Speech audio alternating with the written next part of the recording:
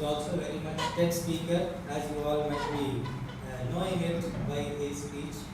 And he is also very much involved in entrepreneur for 6 companies and inventor for 131 patents and 101 grants for commercially successful products in the US, UK, Germany, France, Ireland, Australia, Singapore, and India. Of course, he is very much connected. So he has built a multi-million-dollar business from scratch and served over 300 international clients worldwide, and including numerous Fortune 500 companies, resulting in $100 plus million in annual cost savings. So he was invited as a speaker in several countries and for the different conferences, of course. So we have the educationist and technical industry captain as the chairperson today, chair the entire session, both roundtable and present. Yes, sir, we welcome you once again. So we have co-chairperson Dr. Kishore Kumar here. He is also an engineer in background of computer science engineer and master engineer, and then PhD scholar doctor. He is done in IIT. Yes, so IIT Kharagpur, sorry. So he is also a NIFTCH Chennai faculty, and he is also very much connected to Vision Next involved the project, as you all know very much. So he is the co-chairperson here, and I am also privileged to invite our speakers. So our co-chair Dr. Kishore will introduce them. So by the way, we'll just have a warm welcome once again with a small bouquet.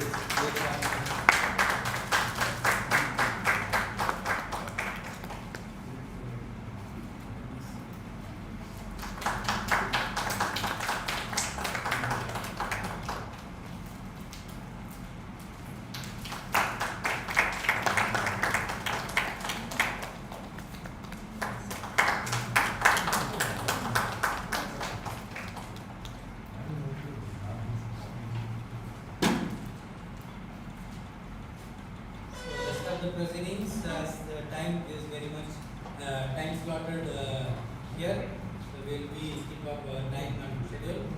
So over to Dr. Kishore.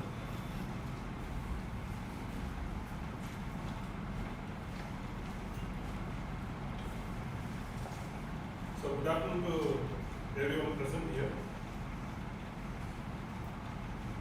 So I take this privilege opportunity to introduce the today's speakers of this roundtable conference. Mr. Gokul Rajashekharan, welcome sir. So Mr. Gokul Rajashekharan is an IIT trained industrial designer, entrepreneur and inventor with 24 years of experience in mobility and product innovation. He is a founder and CEO of Camo Mobility and the creative director of Design Art. He has led the development of 75 plus products used by millions worldwide and owns multiple patents in design and engineering.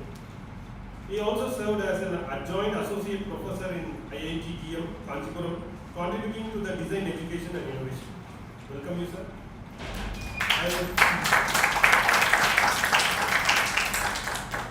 Next, I would like to introduce the other speaker of the day, Mr. Rahul Pandey, design head at the Wildcraft Private Limited, Bangalore, a leading Indian brand in outdoor apparel, gear and travel solutions, currently operating from New Delhi.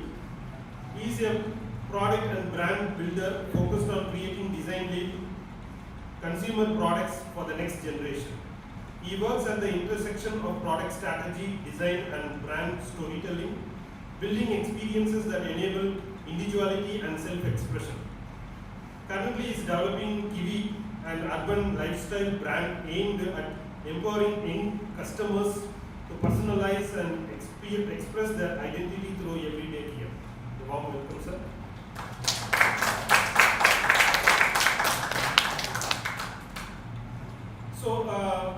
So this is a session 2, which is of fashion intelligence and digital transformative. So I like to give a small intro of that particular sub-theme. Since fashion is now experiencing a transformation phase where intelligence is not only with the humans, it's also inside the technology. So the integration of these kind of AI technologies, extended reality and robotics is redefining the traditional design process, enabling the faster innovation and data-driven creativity and immense consumer engagement. So this shift marks the rise of the intelligent design ecosystem, where design tools and physical processes are seamlessly integrated to create more responsible and efficient systems. So as the technology begins to collaborate with human intelligence, the boundaries between the designers, machines and the users are increasingly blurred, opening the new possibilities of future of the fashion. So with this, I'd like to begin the session with Mr. Gokul Rajashekharan, the first speaker of the day. As he is the industrial designer and also the academician with the multiple patents. So the question for you, sir. So as AI can design faster, cheaper and scalable, what makes the human designer truly indispensable? Are we overestimating the human creativity? Over to you, sir. Maybe one person here or one person like this. So you can come this way. Please, sir.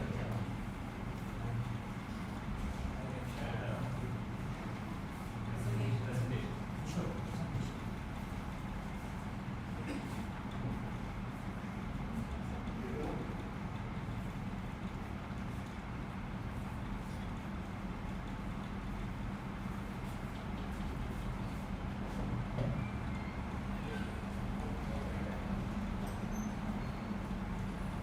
Reimagining digital through AI, robotics, and digital innovation. So we are in a very interesting phase of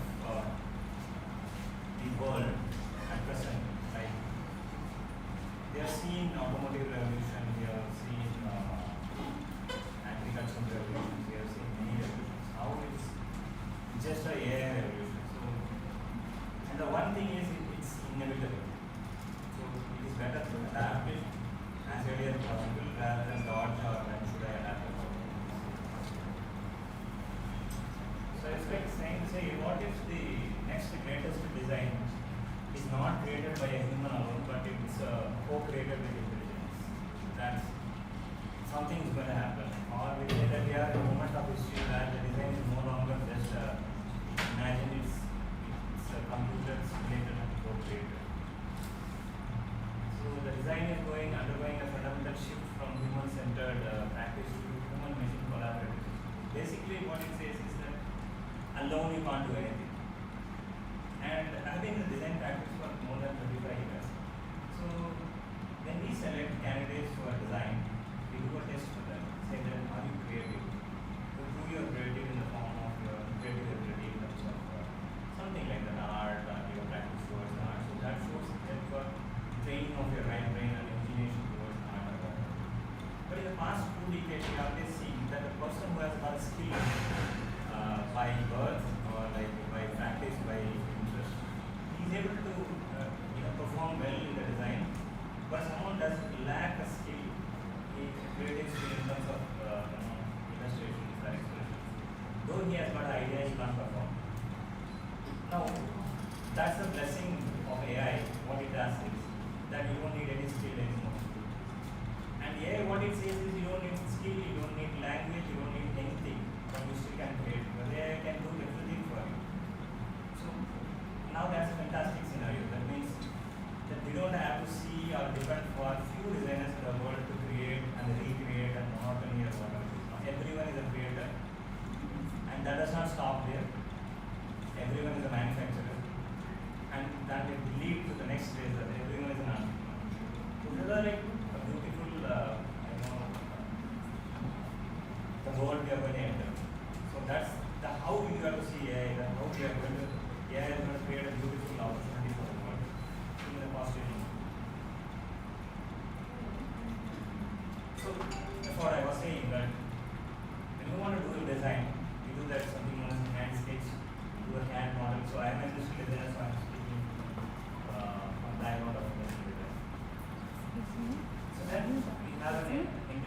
systems which make the design. So this is the process which we are living in now. That's a paradigm shift now. So it's going to be assistive, generative and collaborative. So what AI is going to go in steps. Now it's going to be in the assistive mode. And then next it's going to be in the generative mode. And then the third is going to be in the collaborative mode. So some people have already gone to the collaborative mode, some are still in assistive and generative. So we need to catch up. So this is what you see from the top sketch to the bottom sketch. I don't know if you can believe that it takes hardly less than 7 to 10 minutes for me to create from the sketch to the engineering drawing at the bottom.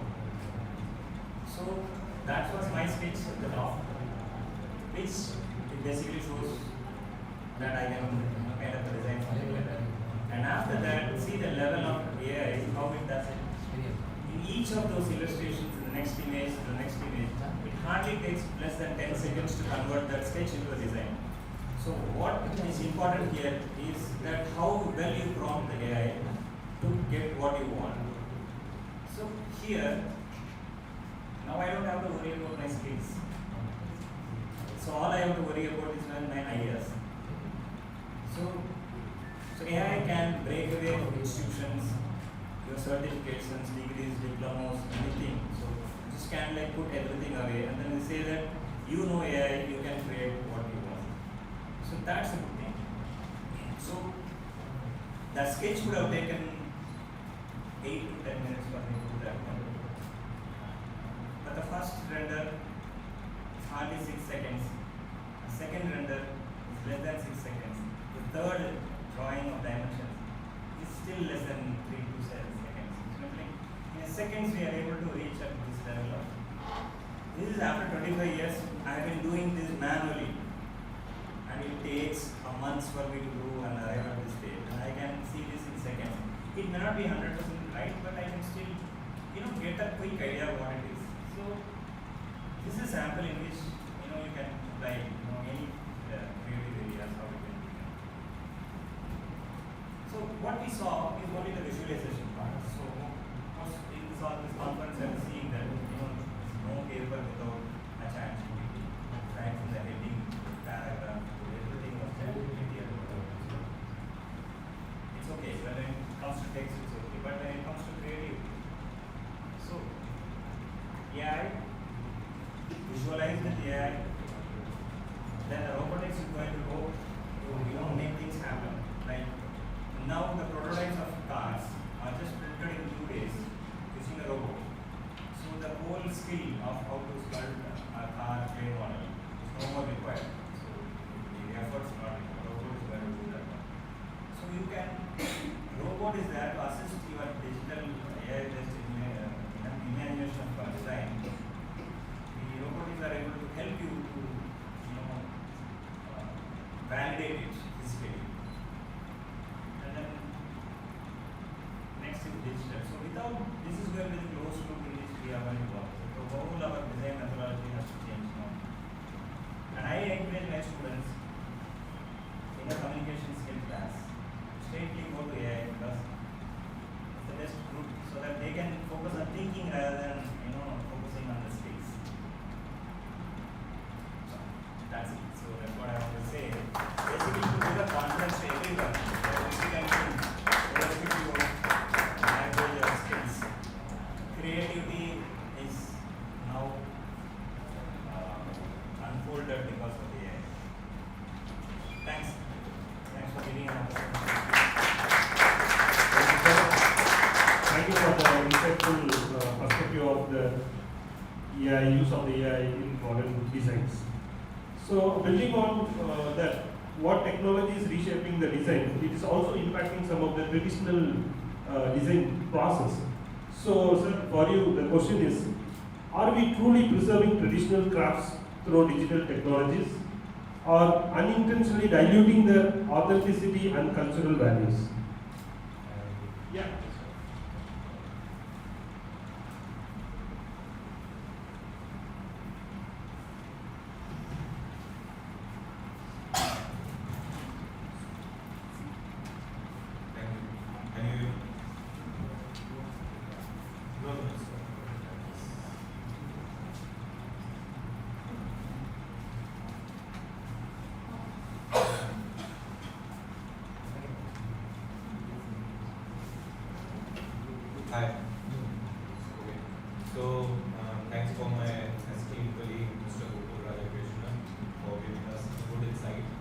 I'll just give a brief about myself. As you mentioned, traditional crafts require a lot of integrate work, artistry. And as many of you know, I am a NIFT alumni. I'll be very honest, on my day one of NIFT, I was not able to draw a straight line. And till date, I am still not able to draw a straight line. The way I use technology in 2006, 7 and 8, I see you guys can use the technology better and faster with the advent of AI. Once you know the craft well, you guys will be able to modify, complement and enhance it in the forms that in original artistry you might not be able to do anything. When we feel AI as a hurdle. But I used to think at the times I was using an Illustrator, Corel Draw and all those items, but they did not have that power, generative AI, that they have today. If I want to write something, I want to do something, I'm easily able to modify it, easily able to adapt it, and that is where the power of craftsmanship, old arts and cultural arts and technology can combine together to build a better art, to build a better art form and build better products. When we see building better products through the art forms, I say it's not just we see the art form, we need to see who are using it, how they are using it. I'll just give you an anecdote. Currently, I come from a brand which develops and designs day in, day out lifestyle products. But we are developing a new brand. And the first question that came to us, why this new brand? How this brand would be different and what will it change for the consumer? And we realized that nobody wants a new brand which is just making a backpack. Nobody wants a new brand which is making another footwear. Because there are many brands, many products available out there in the market.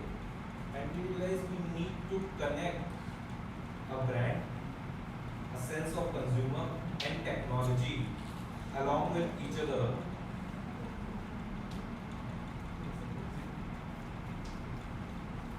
So we understood that connecting a brand and consumer will build a powerful connect with the consumer.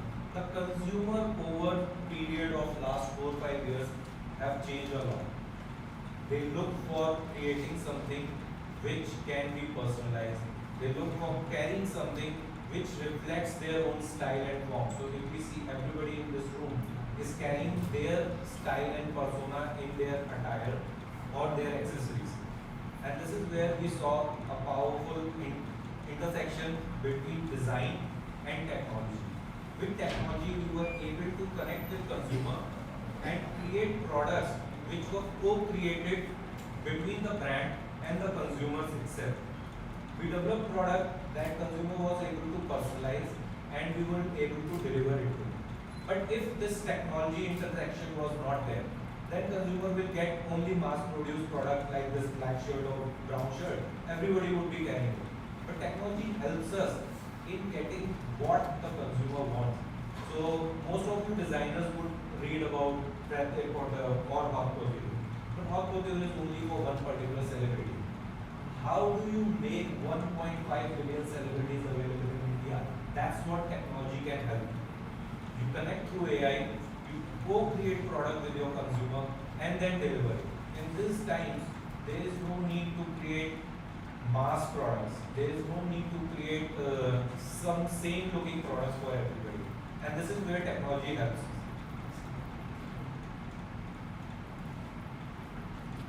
I would say think of technology not just as a tool, think of technology as an amplifier towards your creativity.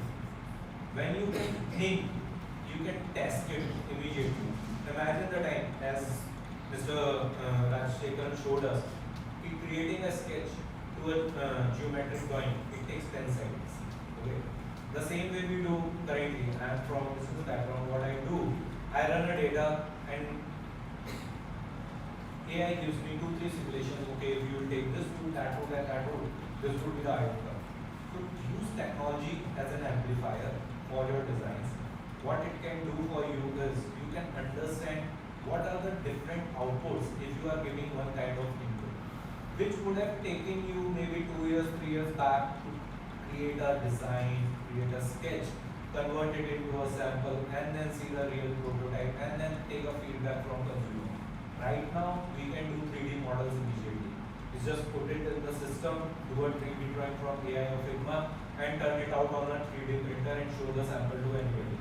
So it's just 1 day journey.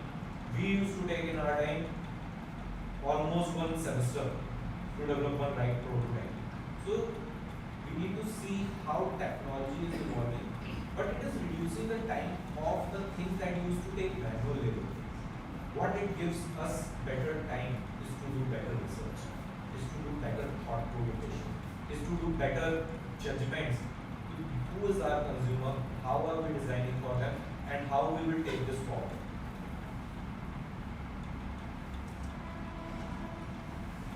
Second thing that we need to look into these times is inclusivity.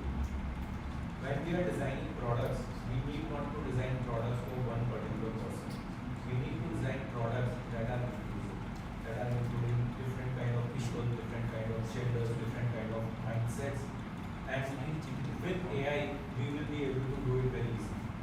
The advent of technology will help us to include more and more people to use our products, to become accustomed to them and appreciate these products. When anybody sees your product, they should feel not just this feeling that this product is good. While using this product, they should feel this product works for them. And this is where technology and inclusion will come into picture. Just making a product which is only for one particular person or one particular cohort will not work in future. You will have to design for mass, but you have to include many multiple cohorts also in your design. So when we design, most of the time we pick up some projects and we leave them in between. And why do we do this?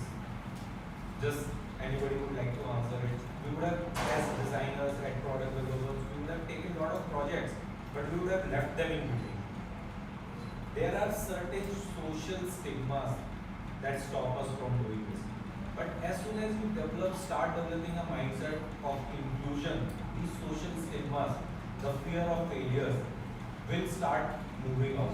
And this is where again technology will help us.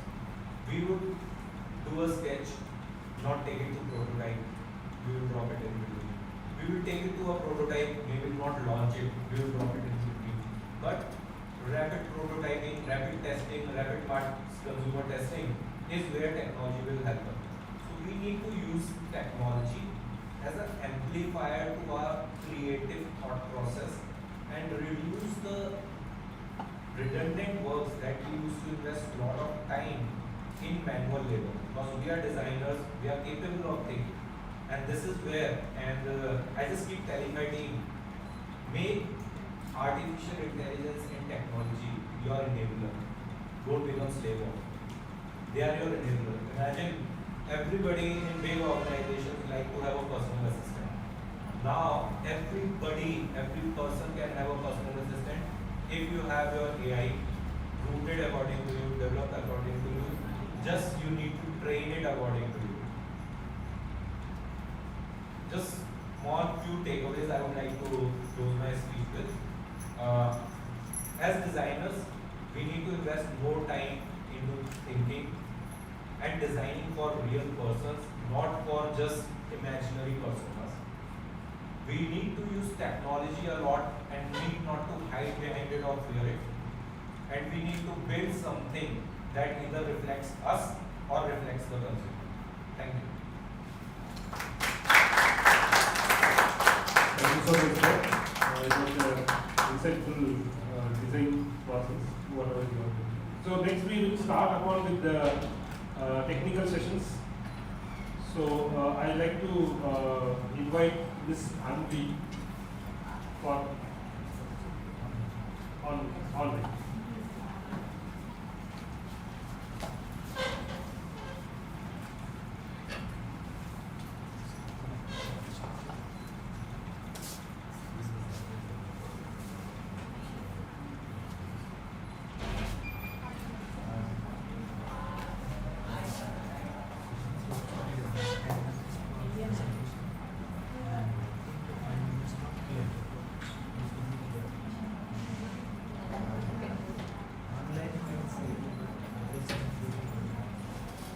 for the online offline presentations, the duration of the presentation will be 10 minutes and the Q&A will be like 2 minutes, 2 to 3 minutes max.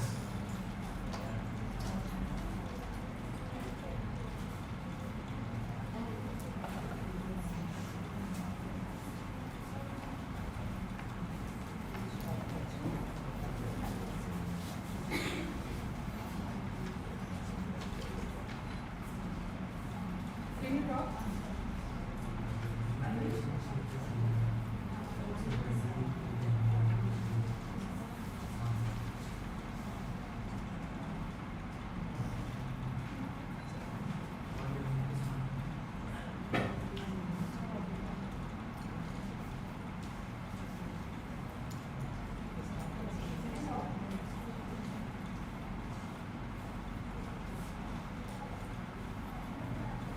Hello?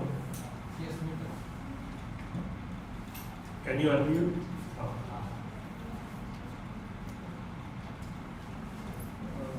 volume.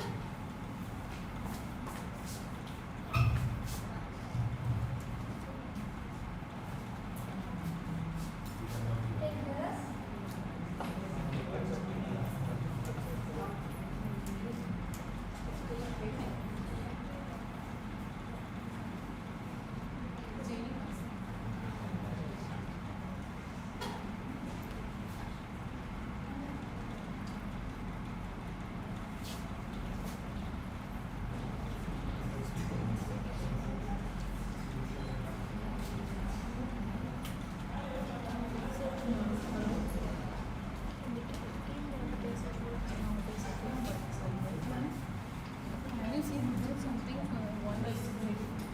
Can you do something for the voice? I cannot do because this is different. I have called 12 minutes.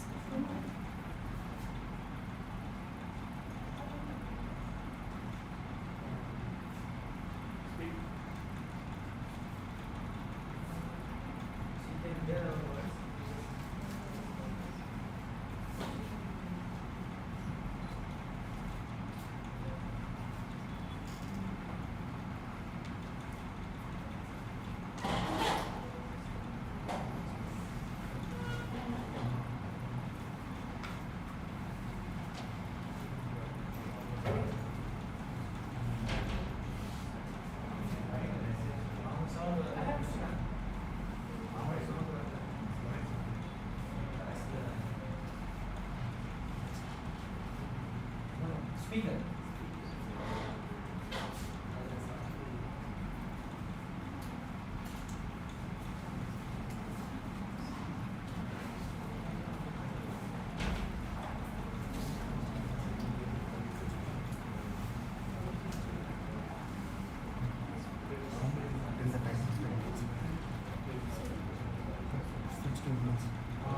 Maybe remove the speaker connection from the laptop.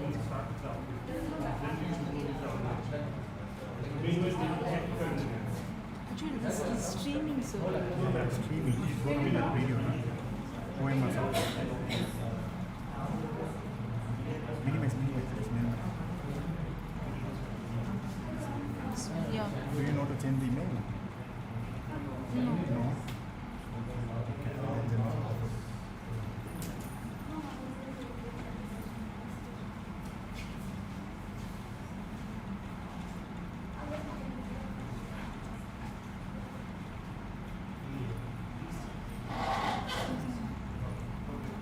So what we will do, we will start with the offline presentations. So now Mr. Gunalan, It is happening from the. Oh, okay. International. I have Ms. Ukra, pen. please. Here,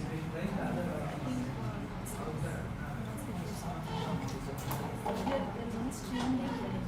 Whatever recording in the camera, it is streamed here to the YouTube. That's what is happening over there. Yeah. So this is happening.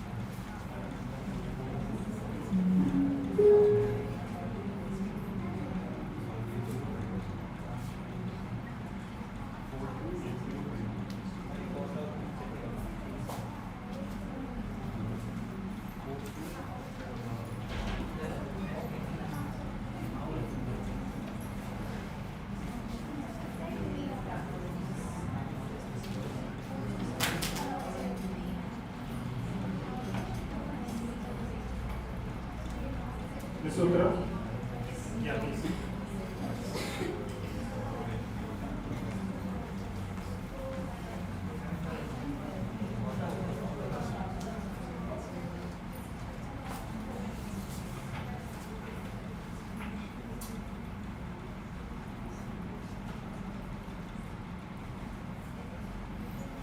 Yeah, please start.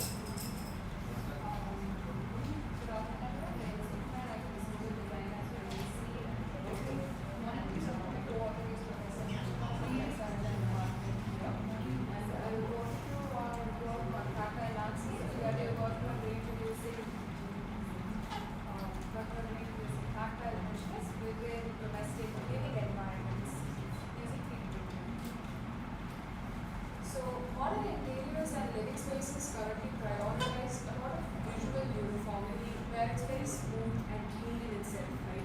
It doesn't invite a person to like go and actively engage with the environment, but rather artifacts that may be within the space. So, in this sort of sterile environment that we keep moving towards, we reduce the opportunity for sensory interactions, very fine way, sort of haptic engagement within the space itself. So, textiles over here becomes the medium through which we end up interacting with the space, be it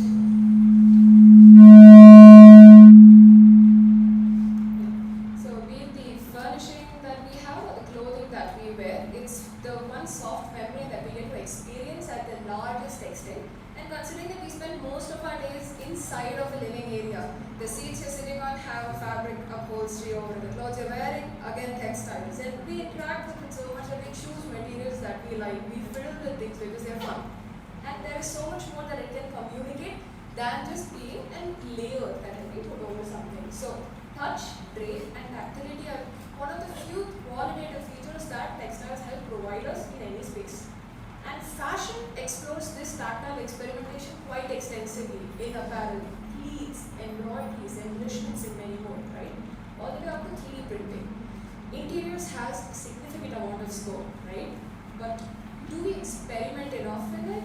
That's where the question starts. So interiors focuses a lot more on like visual experience of it rather than actually going towards it, playing with the curtain, or like playing around with like any cushion or like whatever is over that surface. So what can we try?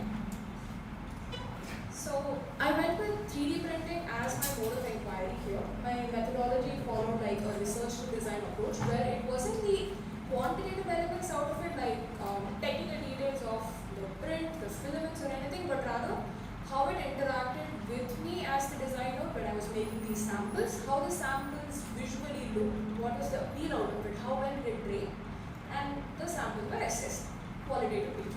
So the method was, so sorry the image is pixelated, but we had a base layer that is printed on top of a basic build plate over here, over which we then layer a nylon mesh. The mesh was sourced out of like an old cotton lining, and PLA is the filament that was used, and we printed on top of it. So because the material is porous in nature, both the filament layers in the base and the top fuse together, giving me one cohesive fabric, right, which becomes multi-material. So all the samples were like modeled using a parametric software, and we had all of them printed with a frame as well to ensure that there is no slippage with the fabric once you print it. As far as the motifs that were designed over here, there are two languages that I went with. One was geometric motifs and abstract motifs, just to see how well they interact with respect to drape. And all of them were printed on a desktop printer, which is more easily accessible and affordable right now. So, with respect to the analysis of the fabrics, geometric surfaces provided like when it's created or like printed in like a more rhythmic fashion, the negative spaces itself help in influencing how a drape of it could be. With respect to abstract motifs, they are much more playful in that nature, so you didn't have like a very repetitive pattern with how they interacted. And abstract motifs by default, because they were softer, it invited a lot more touch to it because there were no sharper edges to it. And when we play with the density of motifs and by localizing prints to one specific part of it, drape again was influenced much more to the fabric, which created heavier sections and lighter sections to it.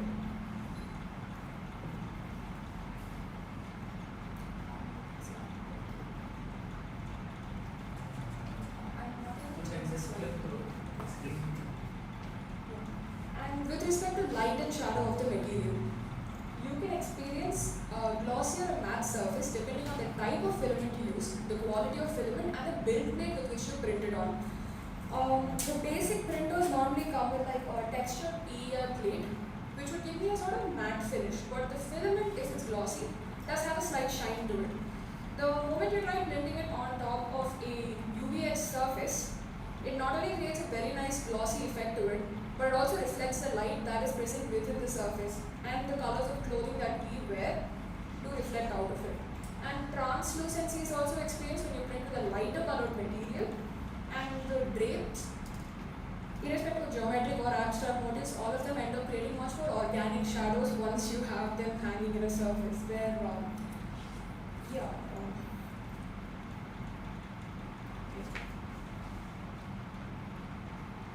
so this was just a very, so these were the samples, and this was pretty much how they interacted when we kept them in lab on a desk.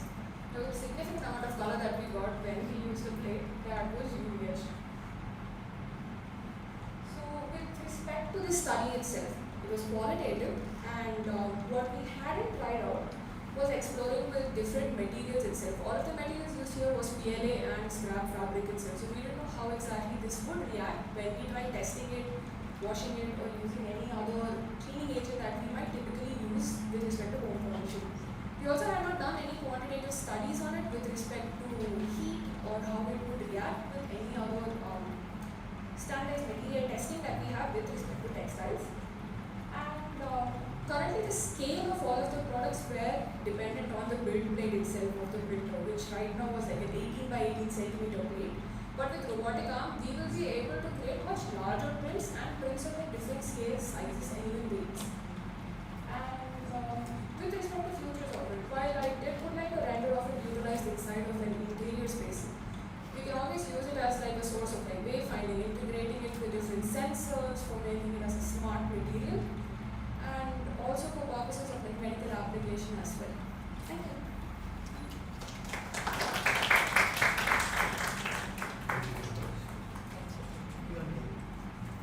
Thank you. So, any questions?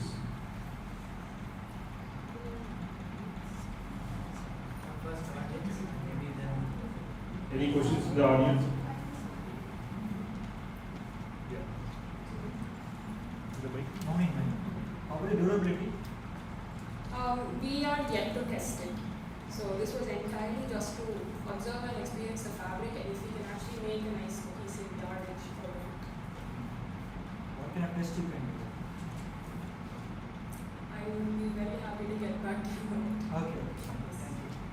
So, have you compared with other home furnishing textiles?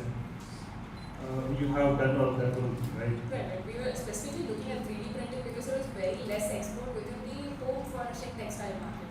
Okay. Though it is used significantly in apparel and haute couture like Iris Van Herpen, and a few more designers right now are working with 3D printing and also using a 3D pen over body forms to create very interesting garments. Okay. Thank you.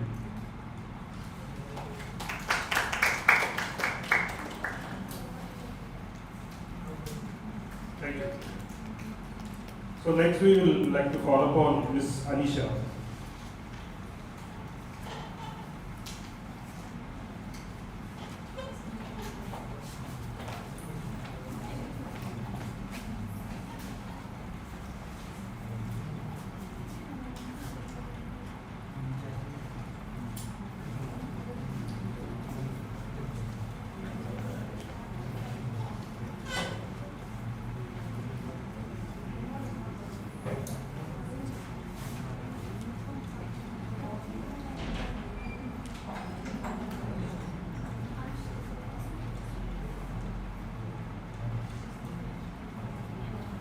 Good afternoon, everyone. Respected panel, I am Anisha Manda from Footwear Design and Development Institute. So today I will be presenting my research on nano-to-neuric biomimetic thermoresponsive camouflage textile. This work explores how biological camouflage mechanism can be translated into adaptive textile system using smart materials and designer integration. Conventional camouflage textiles rely on static printed patterns designed for specific environments such as forests or deserts. However, their systems fail because of environmental conditions changes such as lighting, temperature, and terrain. The core issue is that current flexible textile lack a feedback mechanism to respond to their surroundings. So the problem is not camouflage itself, but absence of adaptive, environmental responsive textile system. In contrast, biological mechanisms demonstrate highly efficient adaptive camouflage. Cephalopods use chromatophores to expand and contract pigments, while chameleons alter structural colorations through nanocrystal arrangements. These systems operate through three key principles: sensing, actuation, and color modulation. This research takes inspiration from this mechanism to develop a textile-based adaptive system.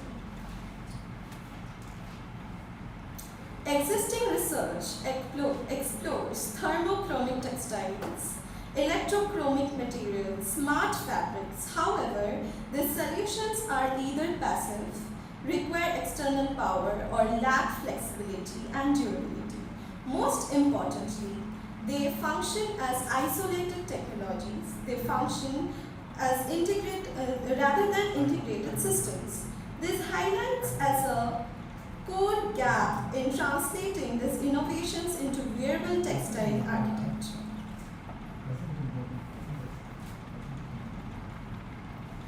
The key gap identified is the absence of textile system. The key gap identified is the absence of textile system that integrates environmental sensing, dynamic color modulation, and flexible wearable structures. This research addressed that gap by proposing a biomimetic system-level textile architecture. The objective of the study is to design a biomimetic, thermoresponsive, adaptive textile system that can dynamically respond to environmental conditions by integrating sensing, actuation, and color modulation within a layered textile structure. The proposed system consists of 4 functional layers working together as a closed-loop adaptive textile. The outer translucent diffusion layer ensures smooth optical blending of color. Below that, the primary color pixel layer uses RGB-based modules to generate a wide spectrum of colors through optical mixing. The micro actuation grid controls the spatial arrangement of these color modules, enabling dynamic pattern formation. Finally, the environmental sensing layer detects heat and light from the surroundings and provides input signals. Together, this layered architecture mimics biological camouflage system by separating sensing, processing, and visual response within a textile framework. The system uses thermochromic pigments based on microcapsulated leukodye systems. These consist of a dye, a developer, and a solvent medium that changes state with temperature. As temperature varies, the molecular interaction shifts, resulting in visible color change. These pigments operate within a range of approximately 28 to 34 degrees Celsius, enabling responsive color transitions under environmental conditions. The conceptual fabrication process is proposed using existing textile manufacturing techniques. This includes pigment dispersion, screen printing, pixel module integration, and sensor embedding, followed by curing and finishing. The approach is designed to be compatible with scalable textile production methods. Performance is evaluated using theoretical models Based on existing literature, camouflage effectiveness is measured using the color difference formula where values below 5 indicate strong blending. The system is expected to achieve response time in 2 to 5 seconds with activation temperature of 28 to 34 degrees Celsius. These serve as performance benchmark for the future experimental validation. The proposed system has applications in military camouflage, outdoor adaptive clothing, smart wearables, and responsive architectural textile.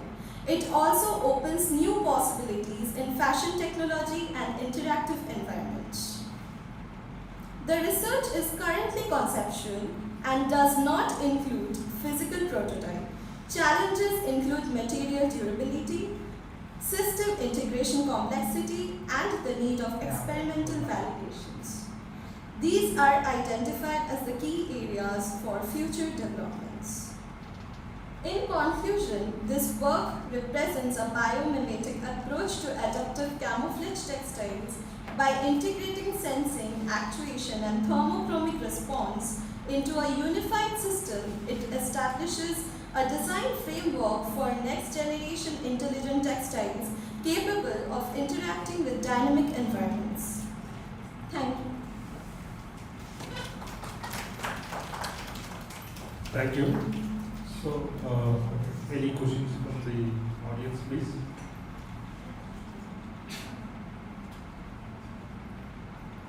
What is the software you use? Any software? Sir, when we are going to embed the system, then we use the learning software for the sensing. So it's not right.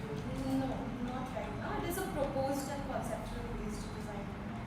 It's a modulation. Yes. That means it will be calculated. Yes. Yes. Sir. So beyond theoretical analysis, have you done any experimentation? Sir, actually, I have done it, but it's very low fidelity, so I don't trust that model yet. So I am exploring on it in a more dimensional way. Yes. Sir.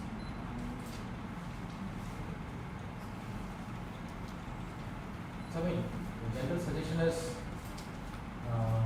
the problem statement is very solid.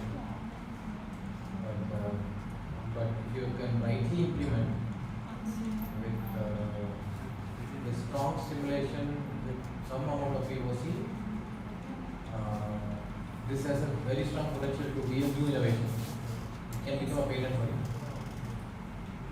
So, Sir, actually, for that we are I need to collaborate with different technologists also, because here only not designing is playing a role.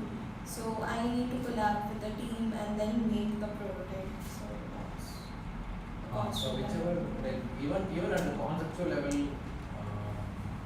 with the right simulation, converting the conceptual thing into right scientific mathematical formulas and so on, it can become a very solid innovation by itself. So, all the best. thanks.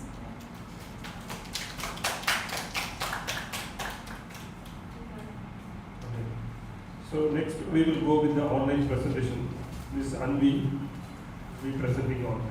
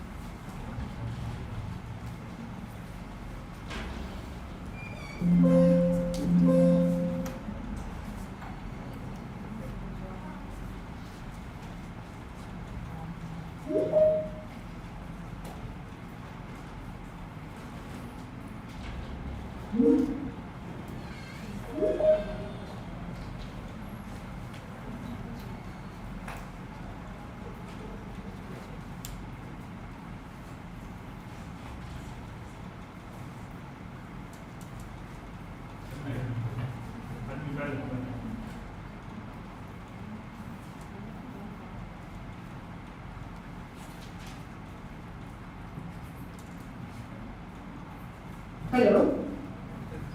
Hello. Yeah. Your voice is audible. Yes. Can you hear me? Yeah. Hello. Yeah. Okay. Thank you so much. So I'll share my screen. Just let me know if you can see that as well.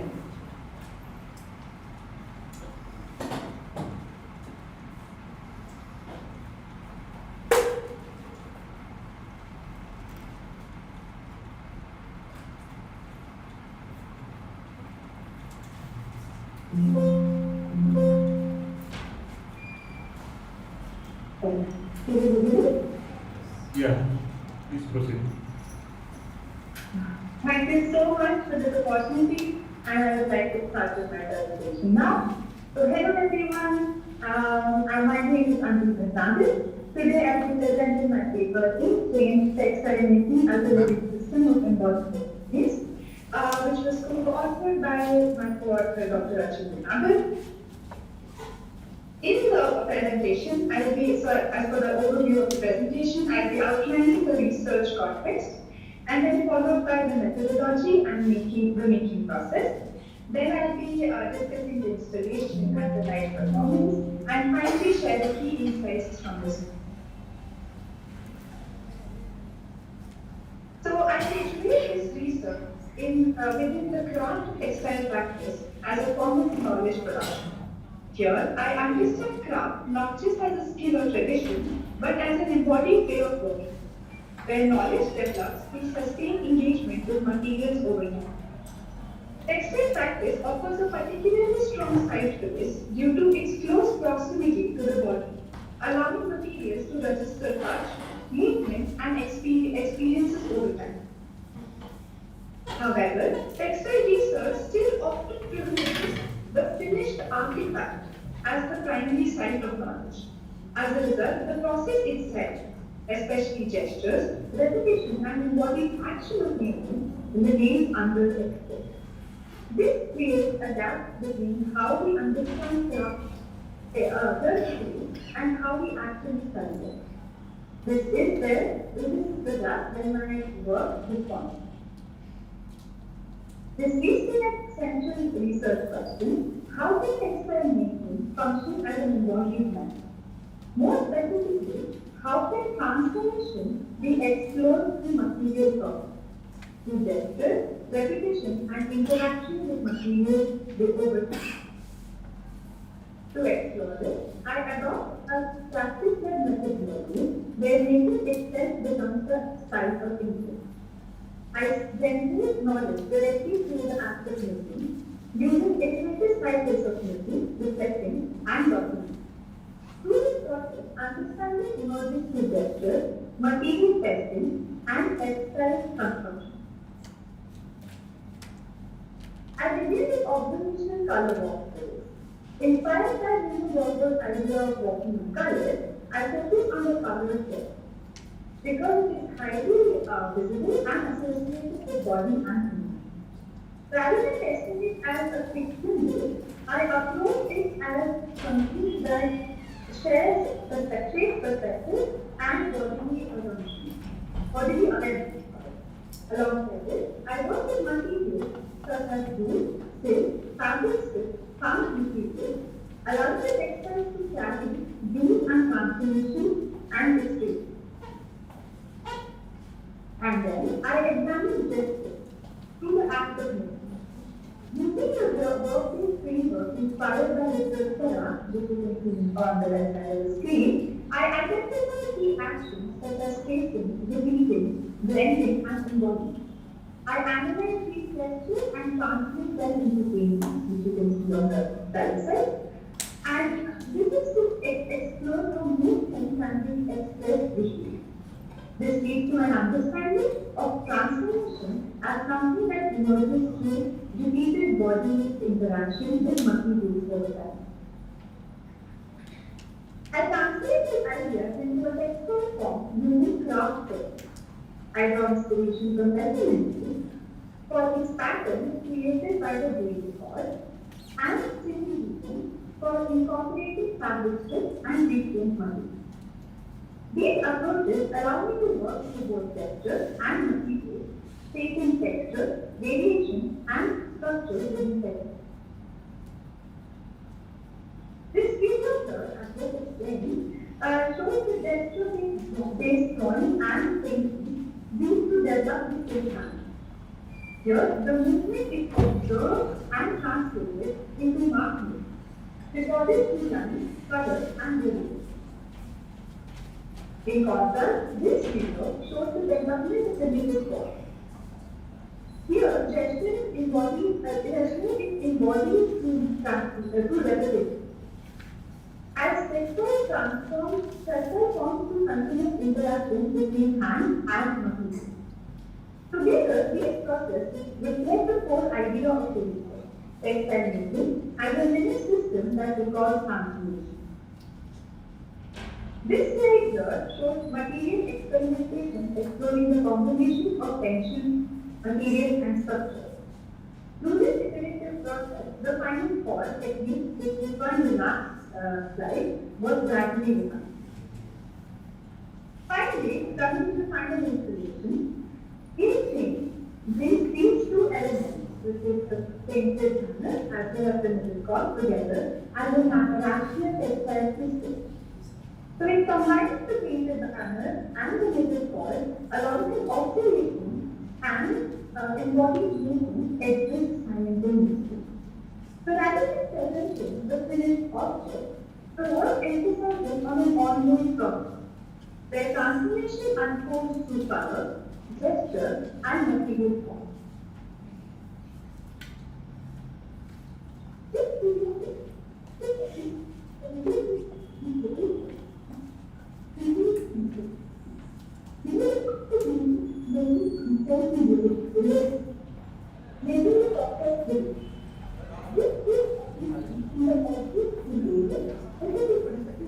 Transformation as it happens. Here, I will be presenting 3 different word clouds that reflect responses from a short survey conducted with visitors to the installation as well as the live performance. In the first one, participants were asked how they related to the color. Most responses reflected emotional and bodily associations, such as passion, intensity, blood, attention, and courage. This suggests that color is experienced rather than interpreted. The second word cloud is how participants describe the overall experience of the installation. Words like immersive, exploring, flowing, and expressive. Try again. Okay. Words like immersive, flowing, exploring, and expressive appeared frequently. This indicated that the work was experienced as dynamic and continuous rather than static. And the third word cloud here it reflects how performance shaped the interpretation. Words such as artwork, making, crafting, and knitting became central. Observing the process shifted attention from the object or the installation in this case to the act of making itself. The study had its limitations and scope. The audience sample that was used for the present study was small and context-specific, and responses reflect immediate interest. Further research would expand this across larger and more diverse audiences and explore other colors and material groups. Finally, this research positions textile making as an important form of knowledge production, where understanding emerges through material interaction, gesture, and timing. It reframes textile as living system, and more importantly, as knowledge system, where making, material, and perception continue to interact.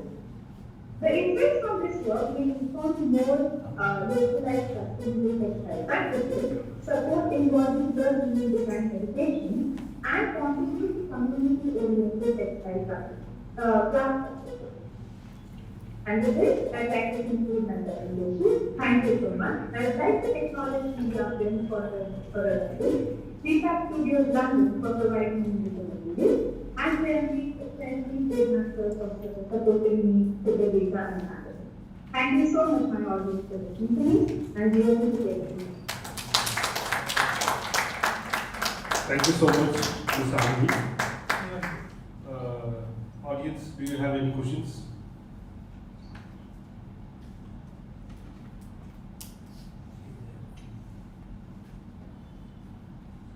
Okay, so you have explored about the textile making and living system embodied experience, right?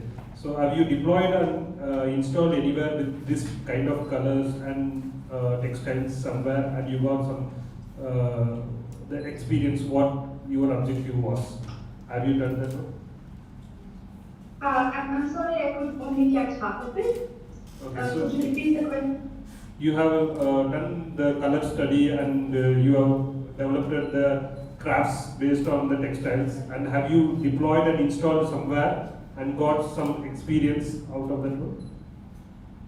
So the installation that I showed just now was installed for a 3-day presentation at like exhibition at the Royal College of Art London, Battersea campus, during the grad show for their MA program.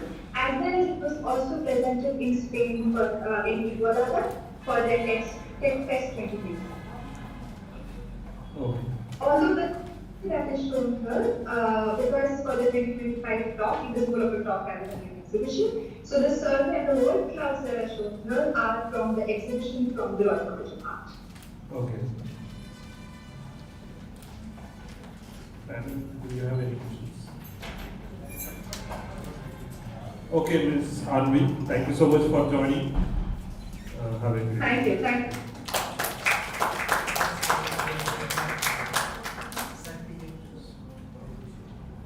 So next we will go again with the international speaker, Ms. Gunalan.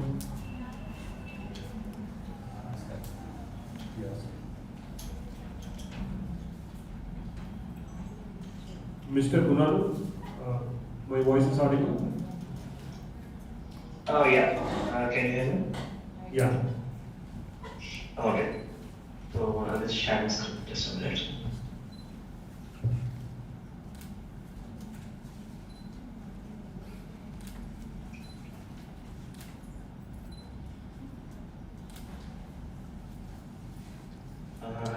Yeah. Yeah. Can you be seen? Okay. Can you see the screen? Yeah. Please proceed. Okay. Yeah. Good afternoon, everyone. I'm Ronald Venkateshan. I'm studying Masters in Fashion Design Management in Nano College of Fashion, UAL. So I'll be presenting my project on Artisan Studio, a voice-first visual platform for preserving silk craft heritage through inclusive and ethical design innovation. So this report sits within the subtheme of social imagination, inclusion, and ethical design innovation. My focus is on how digital innovation can support traditional artisans in a way that is inclusive, respectful, and practical, especially for the artisans who are often excluded from the mainstream digital systems. So this let's set up the problem and the opportunity in the Indian market. Indian handlooms sectors employs around 4.3 million artisans, yes, contribute less than 2% to the GDP, largely because of the limited digital access and low visibility. And only 23% of rural craft enterprises are digitally active, which shows that the infrastructure and training remain a major barrier in the market. At the same time, the market opportunity is so strong. The global silk market is worth of like $16.2 million US in 2024, which is a projected of 6.5 CAGR between 2024 to 2030. So the demand exists, but traditional artisans are still underrepresented with the growth. Another important contributor, like almost 69.7% of global craft people now use digital tools, but less than half in South Asia, which is around like South India and everywhere, have access to the level of innovation. On the consumer side, over 60% are willing to pay more than authentic and traceable handmade product. So the gap is clear. Like the market demand is increasing, but artisans are still not being supported by inclusive digital innovations. So my science research developed based on the pesticide analysis to understand the external forces sharing traditional silk craft Politically, there is increasing recognition of Digital India and craft-related document, but the implementation is still uneven. And economically, the craft support millions of livelihood, yet still participation remains weak and income remains so vulnerable. And socially, the most relevant consumer gap is around like the 25 to 40 years old, which is more like the Gen Z to the early millennials, and they value heritage, authenticity, and ethical sourcing. Technology, which is the main part of my report, there are like clear opportunities in AI, digital storytelling, and affiliate system, but the access is still unequal to the artisans and consumers. And environmentally, climate change continues to affect silk cultivation and natural dye system. And legally, traditional motives and artisans' knowledge remain so vulnerable to imitations and misuse. So this report showed that the issue is not just selling craft online. It is about like the design system that addresses the visibility, trust, access, and production to the artisans at the same time. So I conducted a semi-structured qualitative interview with a few participants from India to know more about this, how I can develop my report. So the audience which I focused is on women aged 25 to 40 in India who are creatively educated, financially independent, and able to invest in premium and meaningful products. They care about authenticity and sustainability, and they feel emotionally connected to the cultural heritage. And they are also visually engaged consumers. They spend time on platforms like Instagram and Pinterest, and they are more interested in storytelling, especially when brands share the real makers' stories, like the behind the scenes of the project which they are doing. So many of them still feel unsure about like, what is genuinely authentic, ethical, and they often wish they felt closer with the maker and the story than like purchasing something in the online blindly. So the issue is not like lack of interest, the issue is like lack of trust and lack of connection. And the key findings from my interview is that, so these are the points which I got from the interview, which I semi-coded from the primary research. So the first is the trust and authenticity. People want proof that that a craft product is real and traceable. The second is like the exploitation and mistrust, especially around fraud, hidden commissions, and systems where the artisans remain invisible. The third is technology as a support, but not as a replacement. Like the participants were very clear that technology should help artisans communicate and gain visibility, but should not never dominate or erase their handmade authentic value. The fourth is the recognition and the empowerment, meaning artists need the dignity, visibility, and ownership over their own stories. Fifth one is the accessibility and digital inclusion, because many artists still lack formal exposure to digital system. The final thing is the transparency versus the protection. People want more transparency, but they are not actually aware of that. To very much exposure can reveal trade secrets or make artisans vulnerable to copying. That tension became central to my final concept. And after this, I edited with the research of Stanford Design School of Design. So I edited it into a key concept based on this. From my interviews, like the consumers struggle to verify authenticity, digital storytelling is weak, so the artisans remain invisible. So traditional artisans often do not know how to use digital tools comfortably. Young audiences want more than convenient buying experience, and there is often very little emotional connection between the buyer and the artisans. So I went through the scalping method to know more about how I can dissect my idea and work furthermore on that. So using the substitute, I explored replacing heavy text documentation with voice-based storytelling and visual capture. And using Combine, I looked into combine storytelling with products, pages, and press features. And using the adapt, I thought about adapting familiar mobile behaviors to the craft contest, so the experience would feel initiative rather than technical.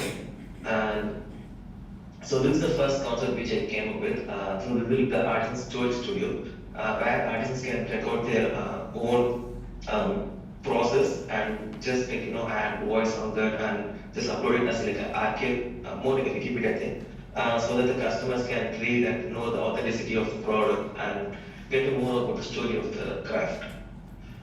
This is the second edition, which is the digital innovation workshop, which is a workshop just for the artisans to get to more about the social media platforms and how to make their own storytelling process. So it will be easy for them to create their own label or brand, which will be like they can post it on social media and get more engagement and sell their product. The third one is like the Silkcraft e-commerce app this is another e-commerce app with just the artisans and the consumer with no middleman and everything. So it will be easy for them to tell the story and get the more consumer engagement. So combining these ideas, I came up with my final project. This is Artisan Studio. So it helps me more with like combining all the ideas. So like here I combine the strongest part of idea 1 and 3. And from idea 1, I kept voice first storytelling, narrative language point, and low digital barrier and cultural preservation. From idea 3, I kept the silk craft e-commerce platform, verification, traceability, transparent pricing, and market access. So this is where like the Artisan Studio came up from, like the where voice-based storytelling is embedded directly into the product pages. So the story is not an extra feature added later; it becomes the foundation of the e-commerce experience. The final part preserves the identity and consumer trust, support embedded verification and transparency, and creates a voice-first interaction model for artisans. It also avoids the weakness of the standard marketplace by making artisan storytelling centered on how the products are presented. And after like I came up with easy sketches and I focused on the structure of the app rather than the visual design. I mapped the entry point, story workflow, shop flow, and the product pages. The entry point includes the home and the welcome screen, the language selection, and everything. Since like I'm going to make this up to the artisans, so I need to know how easy for them to access this app rather than being too complicated for them to publish their work and everything. And this is a low fidelity map which I made for the UI design. And like this is broken into the major parts like the entry point and orientation, story creation workflow, system level voice processing, shopper facing experience, and supporting pages. So this includes all the verification and even the workflow of the whole process. And this is just like a low friendly prototype of how the app will gonna work. With the entry point, with the artisans, the shopper, and how they're going to join, like what the verification going to be and everything. This is the proper process flow, which is made in the mobile app. And so the journey begins on the Artisan Studio home screen, where the user can continue as a shopper or continuous artisans, since it's going to be both artisan and the consumer. So then they can move into language selection with around like 8 regional languages such as Tamil, Hindi, Telugu, everything. And after choosing the language, the artisan enters into the basic details and starts the story creation process. The screen then moves into the story prompts, graph identification, and description. The artisan begins building the narrative in a structured flow. The importance of the sequence is starts with the accessibility and comfort, meaning the artisan's own language and moving step by step rather than holding them with many forms and too complicated stuff and everything for them. This is for the consumer workflow. Like here, they can browse crafts and product pages with visual storytelling, and the consumer can move into specific product detail page where storytelling signals are integrated. And from there, they can select options, add to cart, and move to the checkout. And after this, like this is the technical feature of it. So this is like the core technical feature of my app. So this is the voice-based story capture allows artists to record the stories in their native language, which removes literacy and typing barriers. Instead of expecting long-winded input from the artisans, the system uses short guide prompts to break the narrative into manageable parts, such as what's the character's code and where it was learned and what makes it special. And more importantly, this preserves artisans' authorship. The platform captures first-person storytelling rather than replacing the generic system and generic content. So this video is about both accessibility and authenticity. And from my own experience, which I was doing the grant research documentation back in NIFTCH, so I got to know there's a lot of artisans who are not being so literate about all these features, and some people don't even know how to write and how to speak. So this is like the basic thing which they can record on their own language, and the AI will prompt this and convert this into text. So it will be easy for the consumers to read in their native language. So this is another one, the automatic transcription and translation. So once artisans record their stories, those recordings are converted into written text automatically. This reduces the manual effort for artisans and the spoken input into structured digital content. This system then translates native language content into English, so the story becomes accessible to the wider audience and consumers. So this platform also standardizes the story in Gunalan? the section. Your time is over, Gunalan. I'm just like wrapping up in a few minutes, yeah.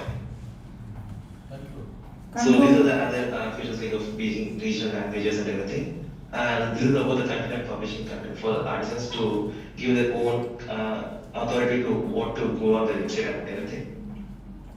So I tested this with a few artisans and few consumers to know about like how this app gonna work and what's the testing process since the beginning of the period time. And I got a feedback on like there need to be like more voice limit.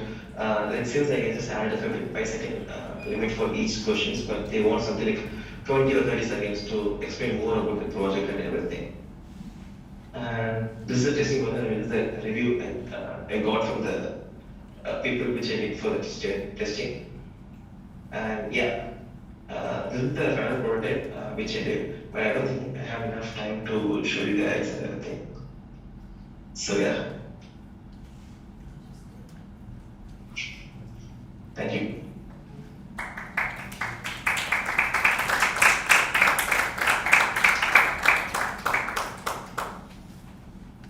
I can't hear you. Thank you. Oh yeah.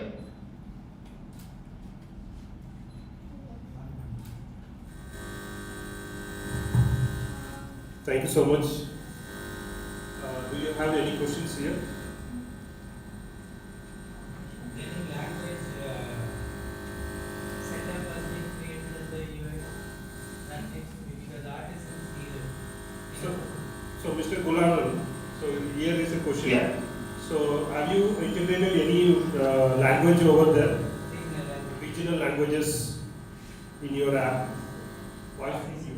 Sorry, I can't hear you. Can you repeat again? So you are telling about the artisan studio, right? So in that, Yeah. have you integrated any regional languages like Hindi? Yeah. Artisans. Yeah, like I added around like 8 regional languages, right, from Tamil, Telugu, Hindi, Bengali, like all the 8 regional Indian languages. So it will be easy for the artisans to interact more with the customers in the app and also in the platform. So yeah. Any other questions? Any other questions? I have a small question. Can you hear me? Yeah, I can hear you. Okay. So, did you study what leads to app adaptability? Because the biggest challenge for, why WhatsApp is most famous in India, in people who don't even know how to read, how to write. Even my mother, Yeah. who never texts me, can use WhatsApp. But what's the motivator for them? And that, in your presentation, I did not see the motivator, what will lead the artisans to use the app. Was already, as you mentioned, the journey and the scale of artisans is going down in India. Whereas this app you are developing to support them. But if you develop the app to support them, they need to have an anchor which will motivate them to use it. So the main concept is the artists do on their own. Since like how we mentioned, like there are few people who only use WhatsApp and no other platforms or anything because like WhatsApp being so convenient and easy for them. So same like that, my app belongs like it's just like a few basic prompts. So it's basically like the artists who don't know how to even write or like properly make a text can use this app like with just a few verifications and a few prompts. So it will be easy for him to just take a picture of the process he is doing and make it like a craft and sell it to the products. But that process itself is taxing for them. They don't know how to use it. 90% the of thing the is like- artisans in India currently are not using smartphones. So almost like 67 are digitally active in the community. So like based on my research, so yeah, that's the prime reason which I kept this like being so simple. Like, it's more like a dating app. Like, it just needs to upload like few images, like 4 5 images, with just few prompts, like what the actual product is, and it will the AI will prompt it like in a proper manner, so it being easy for the consumers to get through all the process. I'll be very honest, it's a great app, it's a great thought process to build the artisan's journey in India and build them forward. But my suggestion to you would be, if you would like to take it to market, you need to have a ground assist team initially for maybe 6 to 12 months, who will help the artisans to understand and use the app. And you should track the journey of artisans, how many active users are there, and how many active users are using it on a what daily, what time they are investing on the app. Otherwise, it could be an initial fad and then maybe it will fizzle down. You need to focus on the journey. It becomes the anchor for them, as good as a WhatsApp. As if they use it like 2 hours or 3 hours in a day, they should be able to use your app at least 30 minutes in a day for sure, to see the journey, how their products are moving, how their sales is happening. Everything. Initially, you need to have a ground team which will help the artisans to use the app and ease it out for them. Right. Okay, thank you, Mr. Gunalan. Thank you so much for joining. Thank you so much. Yeah. Yeah, thank you so much. Yeah, been a pleasure. Thank you, guys. Yeah.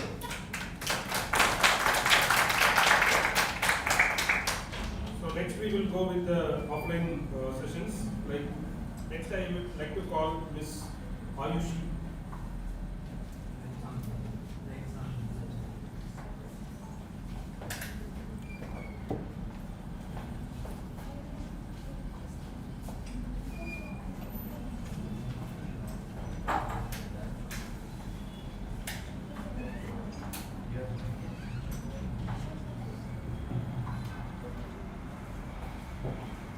Hello everyone, good evening. So I am co-author of this channel and I will be presenting our paper titled Co-Creating Machines. So we are living in a moment where design is no longer just a human work. Machines have entered our creative space, not as a replacement but as a collaborator. So today we are not talking about tools. We are talking about our relationships between the designers and the AI.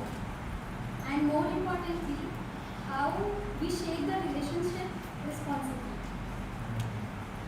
So let's start with what we are seeing around us. AI tools are entering our design studio as quickly, faster than we are able to understand. We use tools like ChatGPT, Canva AI, Figma, Nano, and so on. They help us to ideate, generate, and visualize. But with the ease, new question emerges: are we still being creative? Who owns the output? Are we representing culture? So this is not the issue of AI itself. It is the lack of clear and responsible way to use it. This led us to one central question. How do we work with AI without losing what makes design human? And to understand this better, we asked, what are the principles should guide us? How do we keep empathy alive? And how can emerging designers can use AI responsibly? So the focus is not to control over AI, but to balance with it. To answer this, we combined thinking and doing methodology. We looked at existing research on human and AI, collaboration and ethics. At the same time, we worked directly with the tools like ChatGPT and Figma. We didn't just document it, we observed the output. So this framework comes from both what is written and what is actually happens in practice. We are not proposing any new framework, we are just highlighting the existing frameworks. So the first insight, the one thing became very clear and very quickly as AI gave us a starting point. But that starting point is often very, very general. example, if I gave a prompt for the color palettes, it needed to be very cultural adjustment, interface look very similar, personas look like real life there. So AI can generate, but it does not understand the context deeply, and that gaps matter in design. The insight too, but something interesting happens when we stay involved, when we iterate, and when we guide AI step by step. The quality improves significantly. One prompt gives something basics, and multiple interaction create something very meaningful. So prompting is just not an input, it becomes a design skill. This is where collaboration really begins. The third insight is, along this, we also notice deeper concern as AI can reuse cultural elements without proper credit. Some tools are only accessible through paid features, and most importantly, AI does not take responsibility, but we do. So ethic is not built into the system fully. It depends on the designers, how they are using it. So when we step back these three outcomes together, we get AI is very powerful, but shallow without the context. Good collaboration requires human active efforts, and the risks are not small, they are very systematic. So we cannot rely on tools alone. We need a clear way to work with them, and that is where framework comes in. So we propose 4 simple but important principles. First, active partnership. We don't just use AI, we engage with it. Second, human oversights. Final decision always stays with us. The third, critical AI literacy. We question, validate, and understand the cultural context. And the fourth, ethical reflection. We continuously ask, as this is fair, accurate, and responsible. This is not a strict system. It is a way of thinking by design. So, what does this mean moving forward in design practice? Skills are prompting, evaluation becomes essential in education. AI literacy and ethics need to be a part of learning. In industry, tools should support the transparency and responsible use. So this is not just about the designers. It is about the entire ecosystem where we are evolving together. We want to end this with simple thought. The future of design will include intelligent tools, that is certain. But what defines that future is not the intelligence of machine, it is the awareness, intention, and responsibility of the people using them. So the question is not what can AI do, it is how do we choose it to work with it. Thank you so much.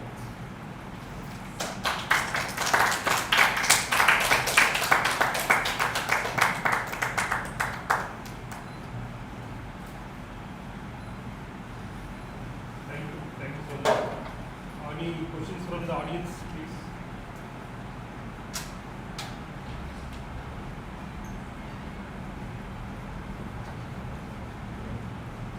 Only one question I have.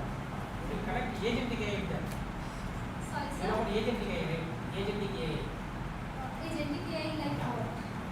Agentic AI will connect multiple AI. Multiple AI and provide you the better solution. Yes, sir, we can connect, but the thing is, we have to be very mindful while we are using.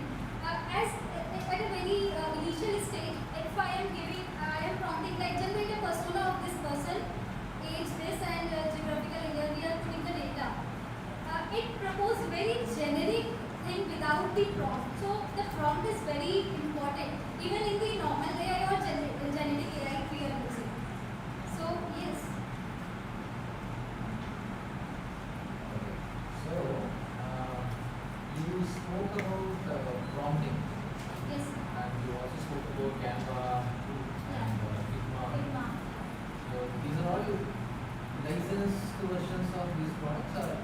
free versions? Some are licensed. Figma AI is free, but when you are generating 3 prompts, after that it is premium based, and ChatGPT is also premium based.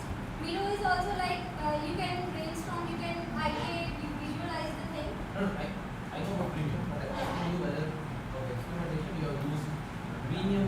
No, it's all free based. Whatever we have, it is provided. See, this is more like an input for you. Okay? Yeah. While human interaction is needed for AI, yes, it is needed. You spoke about paid features and prompting. Okay? And obviously, any tool provider, they will give their full capability on the paid version only. So, when you are implementing on a free version and then the results that it generates is not the complete capability of that tool. That is not acceptable. Point number 2, like when you said, like by iterating prompts, it will give better input. While it will sound right, it also says your first prompt is not complete. Yeah. Probably like the same free tool. Like after what you would have got, like after 5 prompts, if you make a single prompt with a new user, remaining all the input that you have given in the 5 prompt, the AI is so adapted today that it will give the 5th output in the first start, right? So you get what I'm saying, right? That's So you cannot blame saying that only by repeatedly giving input it will do well. That's an unacceptable claim. You get what I'm saying? And also, see for example, any tool or any technology for that matter, it comes with a power. Okay? I don't know if you attended my morning session. Yeah. So I was telling you about either use Gmail or create Gmail, right? In other sense, for your research context, probably like we can look at ChatGPT or any generative AI tool as a tiger or lion. Okay, it is very powerful. Now we can do 2-3 things with it. Either we can say, oh, lion is so scary, I will not go where lion is there, I will just live somewhere else. Or someone can go and then understand about that animal, then train it, and you can run a circus. You don't need to perform, but you can make the tiger or lion perform to the people, and you will be a hero. Right? Now, like to do the right performance of any animal, what is very, very important is understanding that animal very well. That's what I am coming to, right? So it is about understand. For example, you said repeated prompts. Okay. Now, designers especially, right? You need to understand the capabilities of the tool with the right prompt, and that will become your experience. Such that when you become an experienced designer in the future, you know what kind of right prompt, right keywords to use. So that is become a human intelligence to play there.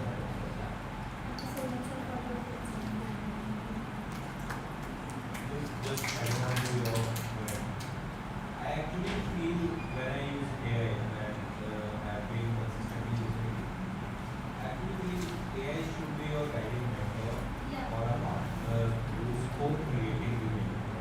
And as you mentioned, over the years, when you keep using, one of the suggestions would be like over the years there were multiple Hotmail, Yahoo Mail, Gmail, and then other mails came in. We will stuck to one. My suggestion would be next 6 months, 9 months down the line, if you are designers, co-creators, start fixing on to one of the AI. Because from day one, if you are taking the journey with that AI, 5 years down the line, you'll say random thing and AI will understand what you want to say. Actually, today is the situation when I write a random prompt, I actually get what I am trying to say, and the AI is giving me that kind of output. But initial phases it was not giving because I was writing random thing, it was understanding something else. But over the period of a year, it has understood that I always write a random prompt. It goes back to my history, researches it, and says, okay, he's giving this kind of prompt, but he's expecting an output which is I am giving generally 5 years down the road. So if you have to build with AI, you have to build and use AI ethically. Stick to one of them. Currently, I feel Claude is one of the better versions, but I don't know in maybe next 6-9 months which one will be the better option. But GPT is currently lying there now. Thank you so much.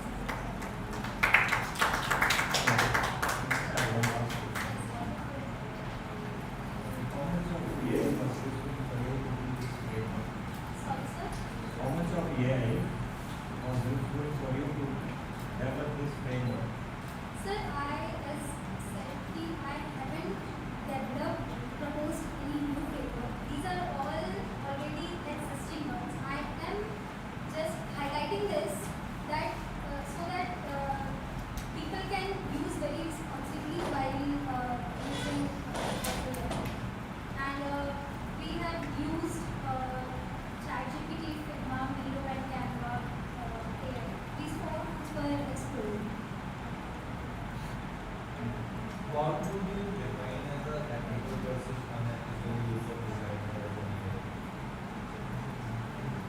What do you call an unethical use of AI? I think somewhere as there are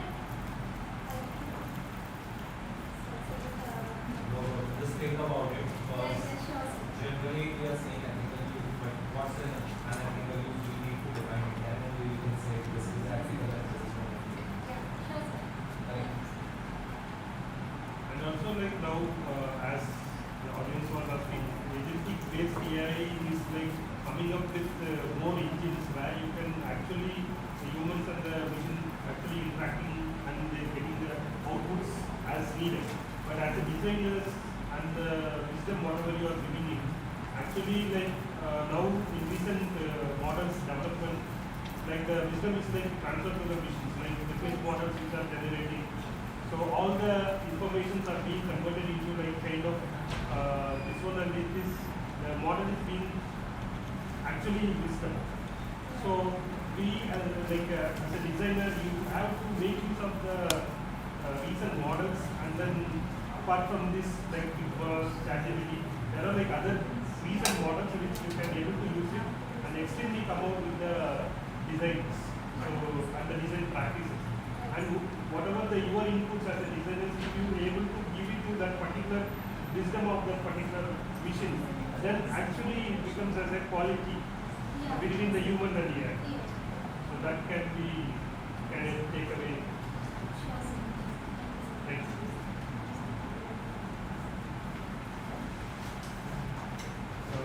So next we will call upon Ms. K.K. Gayatri.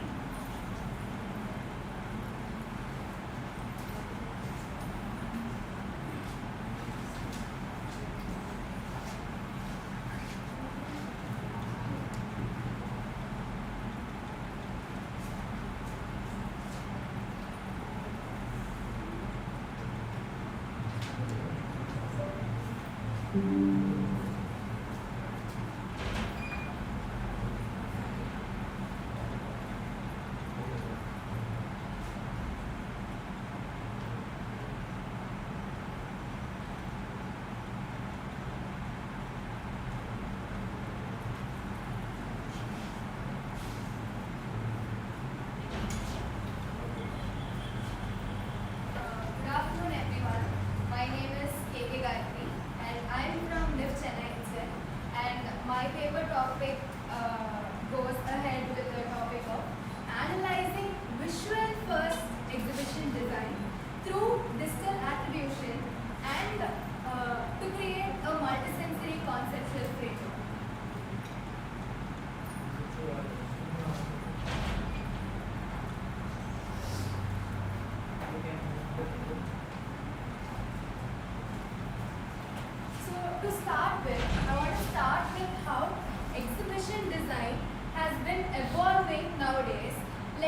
not just a display nowadays, it has been giving an experience to us.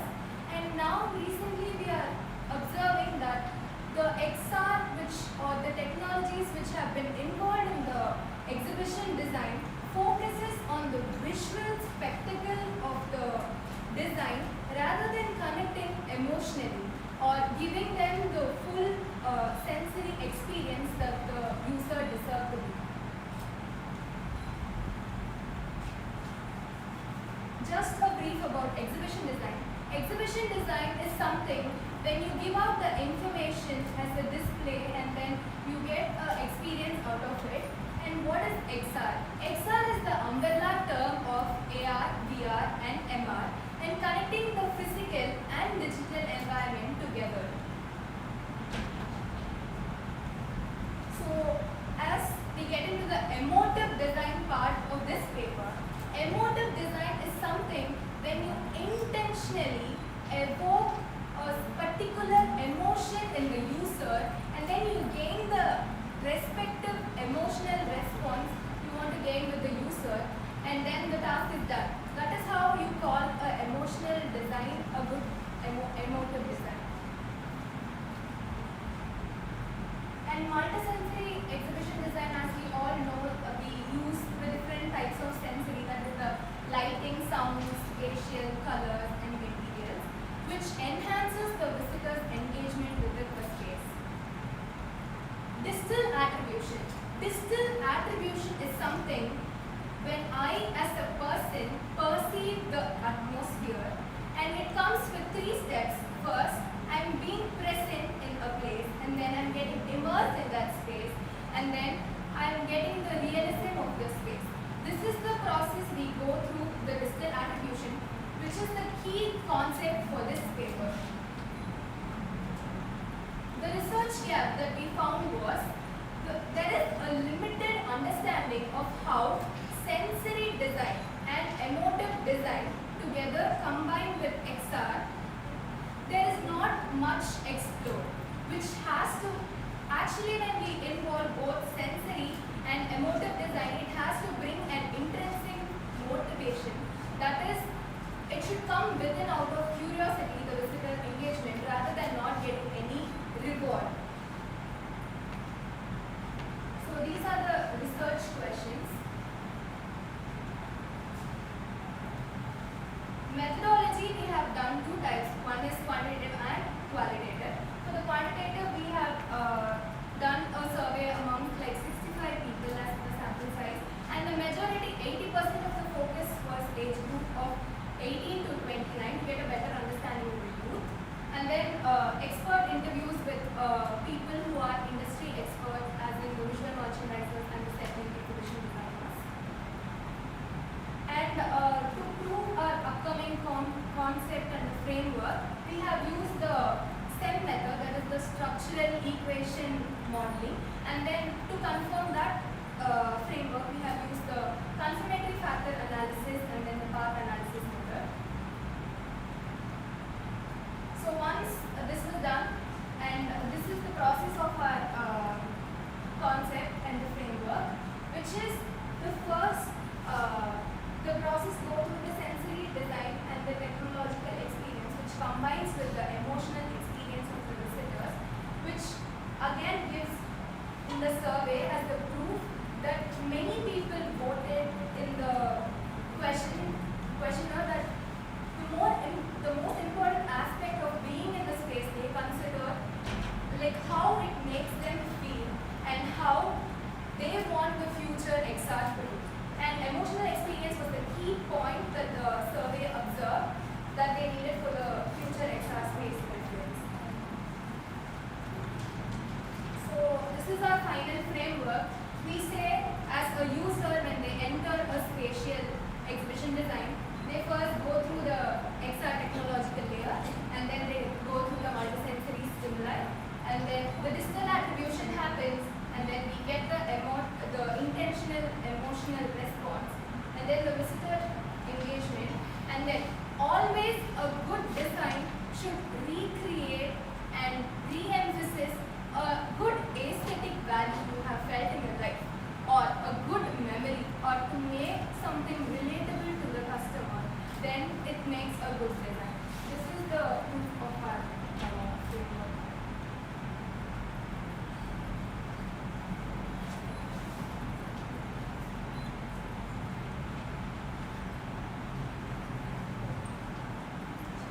Right.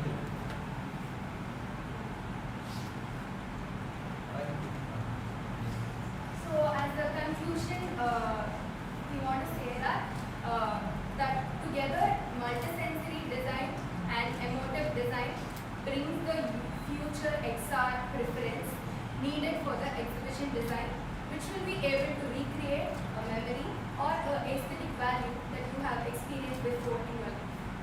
And limitations of this research becomes like we have explored with only like limited participants. It has to be more inclusive and more experimental and on-field samples should be taken. That is the limitation of this research and future research. And I would love to thank my co-author Shimona Martin. She's here.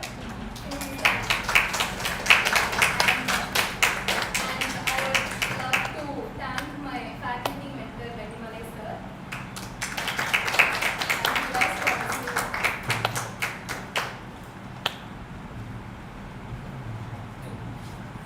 Any questions in the audience, please?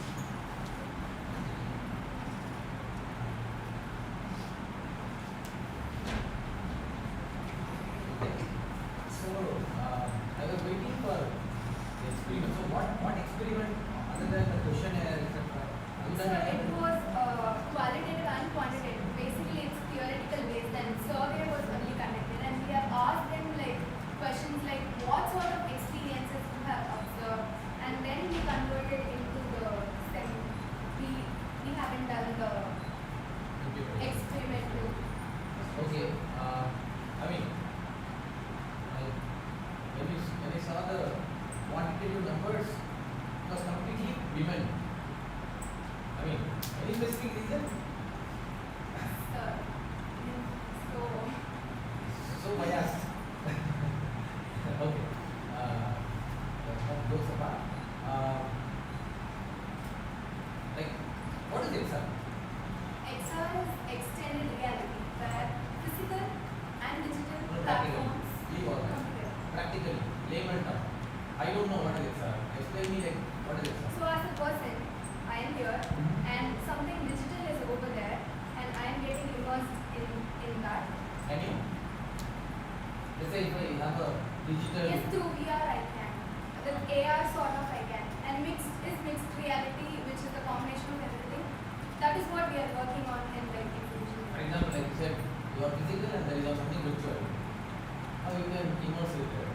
So that is AR or VR? That is AR or VR? It is VR. Really?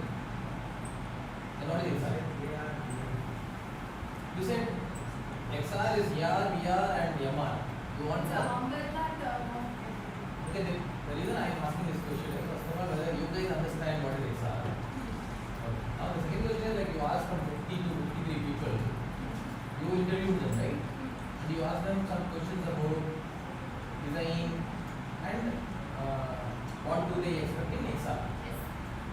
Do they know what is XR? While answering the question.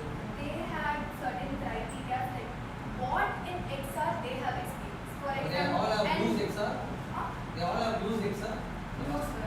But in XR they have used, mostly people have used AR because AR comes with the filters and then the virtual try-ons we have. So AR most of the people have that experience. And XR mostly. Can I add? Yeah. In the Google was a survey, sir. So we informed them of the definition, the different definitions, and we gave them basic information as to what exhibition design is, what XR is, what AR is, and based on their answer to that, those whether they have experienced it or not, based on those definitions and based on asking them whether they have experienced it, we asked them questions according to the answers to those questions. So people who've experienced it have different set of questions. People who know about it or haven't experienced it fully also have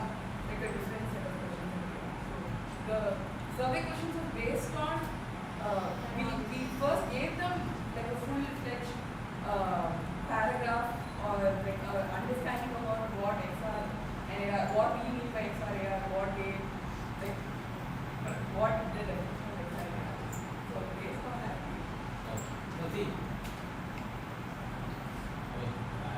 I don't want to explain you about all that, but I'm saying choosing a interesting term is good, but you guys need to be very sure about what it is and that's foundation, right? There is nothing called what we think as XR, but XR is XR, right? It's like I talk about what I think as design. Design is design, and we didn't understand what exactly it is. Similarly, XR is a technology. We didn't understand. If you have done an end-to-end survey and you have written a paper, it should be very clear, and that clarity has to be given. Yeah.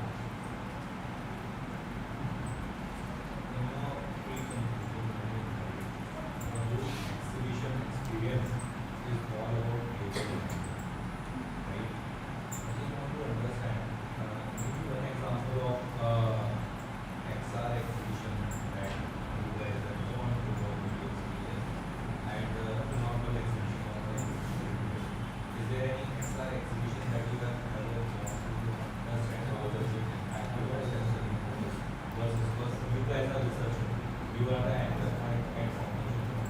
Example of any XR exhibition that you were Recently, there was a IILF exhibition that happened during February. So, in one of the exhibitions, I think it was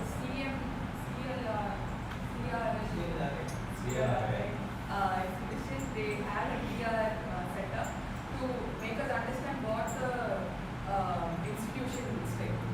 So, that was one thing that I so you were able to go inside the institution. exactly. There was a video that was played in the VR with audio that we could Just video on the screen. I'm saying that extended reality means the sensory through the VR. Yes. Yeah. Yeah, through the VR, the goggles, we were asked to wear them, and we could sort of interact with the materials also inside while we moved our hands there. And that was something that we got. So how did you guys feel the difference between that and this? The real walking in a campus and the VR walking? So, I think this was an exhibition design, so there was only so much we can achieve by this was a more tour-like situation using the VR. But in a normal exhibition design, we can only show like videos or pictures of how the campus feels like. But in this, it was more immersive, and it was much more like my attention span was more inward than in a normal. So I think that's the point. And also it sort of enhances your muscle memory also because it went through how the lab was itself. Rather, I am just seeing, I could experience it with how I usually do it. And it's more relatable and easily understand. Nowadays, I think people don't want to put effort into or taking time into understanding things. This is just given to us and we are consuming it. In that, we need more touch of language. Yes. Yeah, adding on to all these points, basically it is more on like visual experience, right? That you should have projected more on that. Your beginning objective was very clear. The closing finding is not so. And the So closing as we got the views of the survey and the interviews, people wanted to add more sensory involvement to not already visually many XRs are being implemented, but other sensories like even smell, taste can be involved so that the physical attribution works. If I'm there, if a sound or lighting comes, I should feel that it's the environment, not the technical device.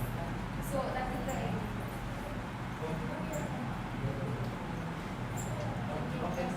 Okay, thank you.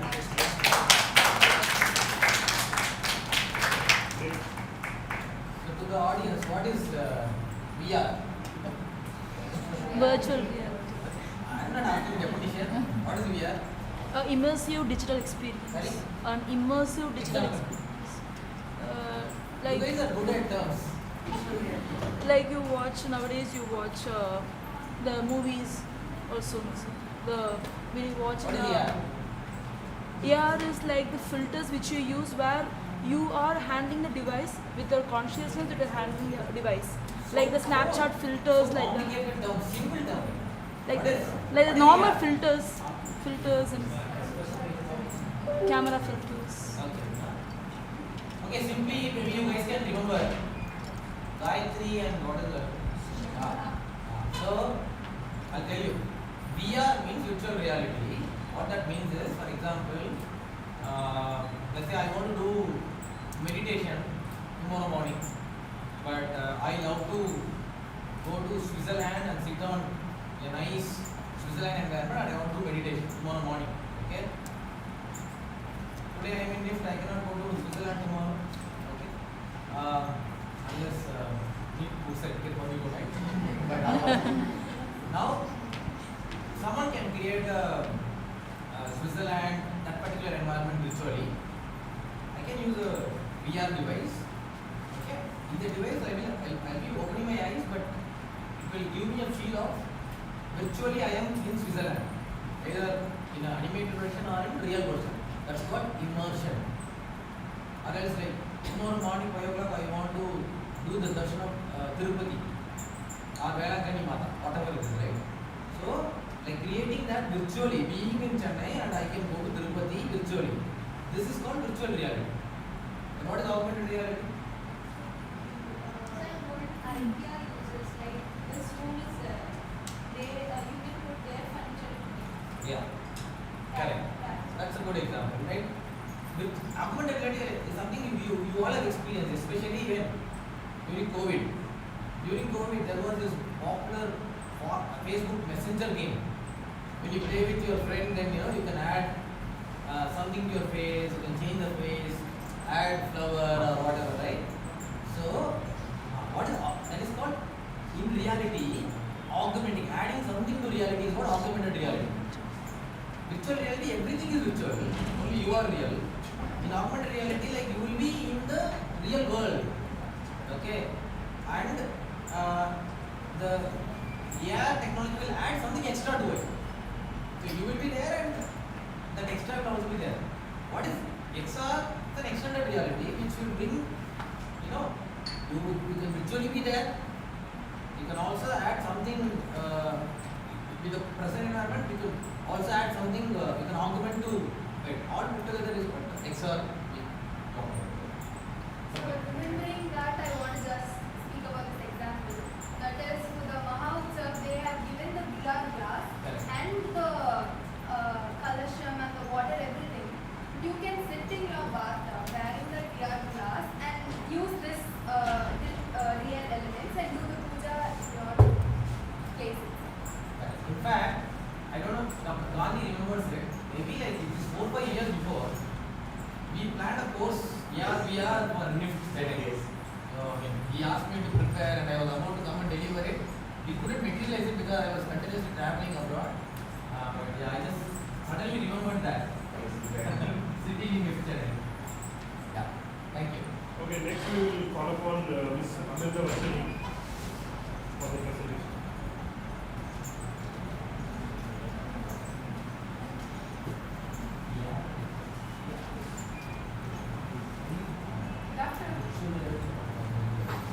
Good afternoon, everyone. I am Amrita Vasani from Department of Fashion Technology, PhD College of Technology, Pioneer. Today I am presenting my paper titled Regenerative Futures Circular Expression in Farming, Fashion and Built Environments. First, I will give you a brief overview about this study through the abstract. This study examines circular and regenerative design system as alternate to the linear production system, which means take, make, dispose approach. And the current system follows the take, make, dispose approach, which will lead to high material wastage. This study shows that 25 to 40% of the fabric is waste during production. So, our study highlights strategies like upcycling, recycling can reduce the waste and support more sustainable fashion practices. And let me give a short introduction on this topic. The global fashion industry has rapidly grown due to industrialization and due to technological advancement. The rise of fashion, fast fashion, has increased production and accessibility, but it also has created environmental issues such as resource consumption and textile waste. High production volume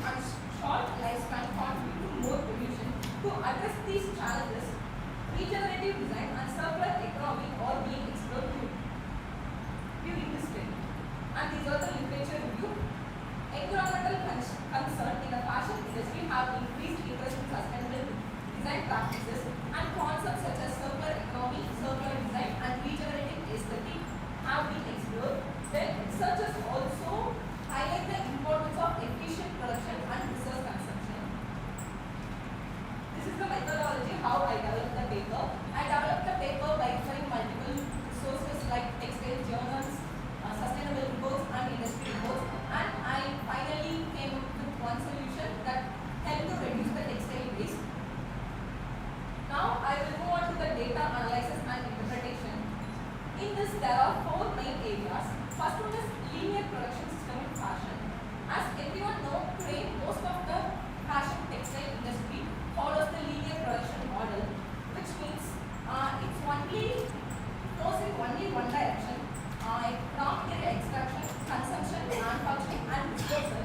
But this system generates a 25 to 40% of the fabric waste only during the cutting process. So it will become a more cost based for the fashion industry. Then, so due to this factor, linear production model become unsustainable for this industry. Next one is circular design system. In contrast to the linear model, circular design system focus on creating a closed loop structure. Instead of treating material as a waste after use, the goal is to keep them in a continuous circulation as long as possible. What is important here is we should not see waste as an end product. We should see waste as a resources for reproducing the another product. And this is achieved through strategies like upcycling, recycling, repair and reuse of garment and textile materials. Through this, research shows that nearly 50% of the textile waste can be reused, but with better sorting techniques and creative design approaches, this can increase up to 50 to 80%. Next one is regenerative design principles. Regenerative design principles just go beyond simply reducing environmental impact. It is like a restoring natural element. In fashion, this means using material and process that are harmonic with nature. For example, the use of organic cotton, biodegradable fibers such as hemp, linen and bamboo natural dyeing techniques further reduce the pollution, and local production system reduce the transport impact. Then together these practices support biodiversity and improve ecological between the fashion industry. Next one is circular aesthetic and product longevity. Circular aesthetic focus on designing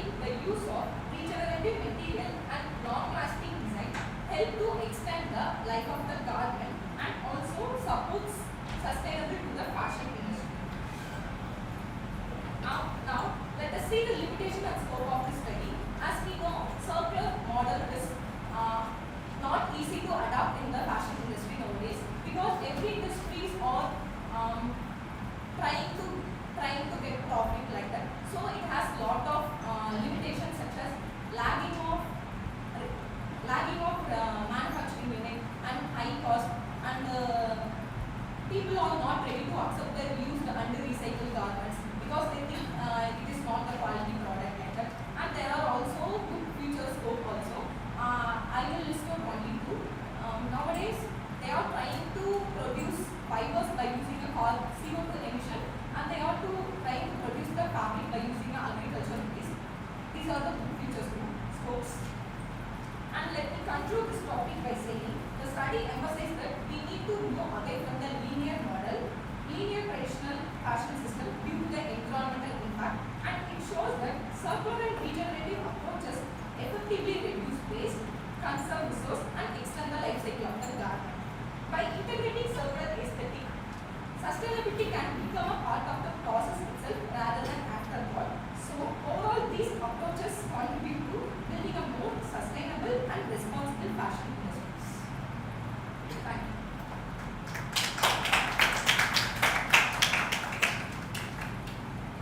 Thank you so much. Any questions from the audience side?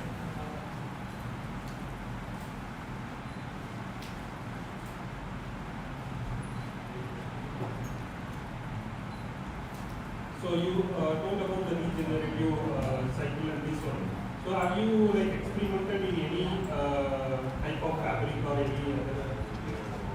I am not experimenting, but I know orange, from the orange tree we can convert fiber. It is replaceable of the silk. So I know that, but I am not doing any project on this.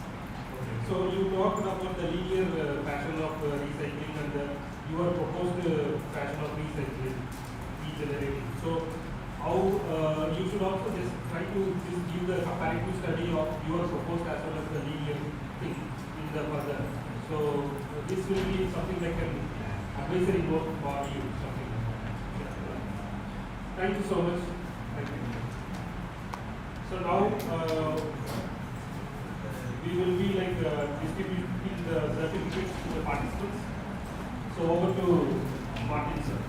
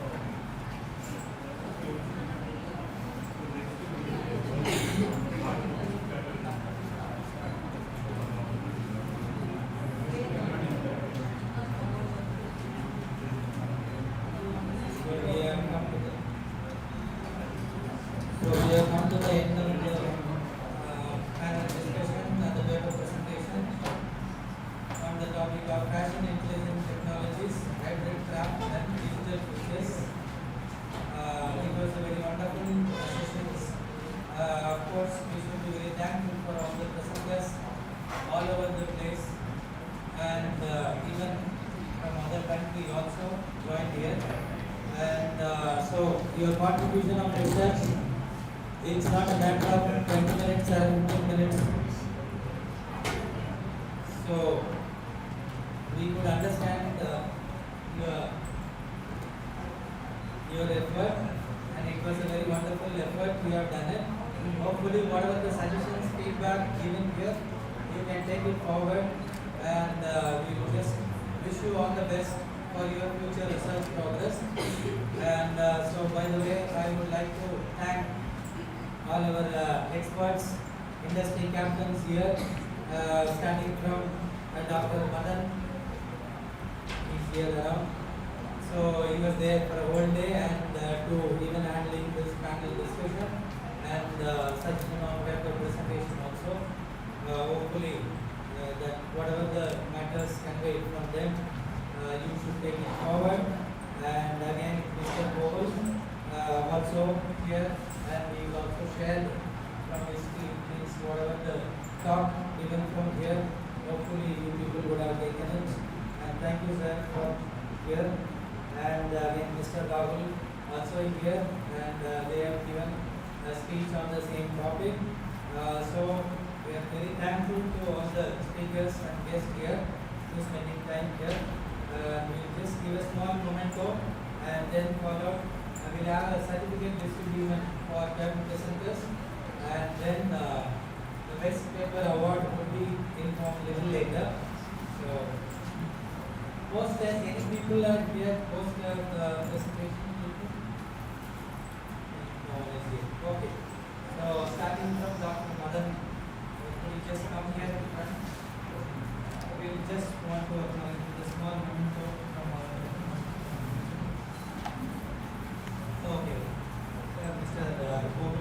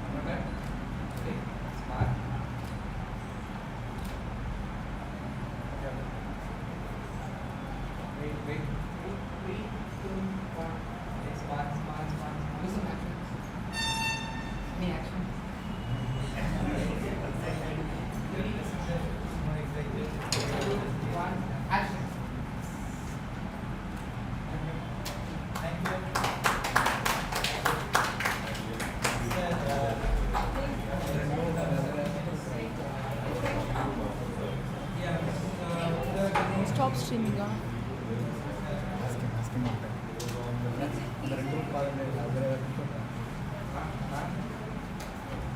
Wait.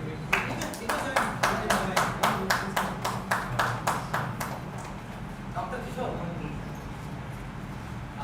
Okay, ready?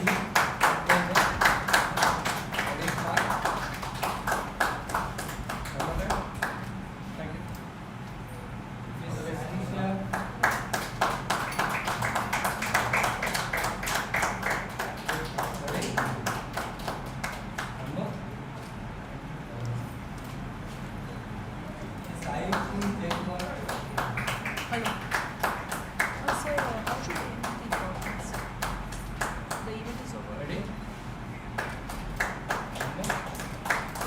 Stop streaming.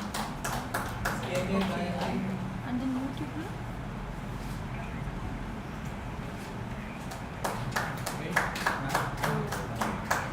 So there are two options.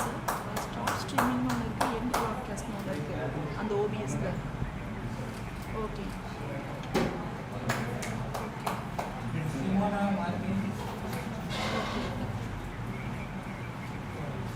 Yeah, they are just distributing the certificates. Sorry? They are actually recording on this. So I'm just asking, since it is about to end, Adva and yes, sir, okay.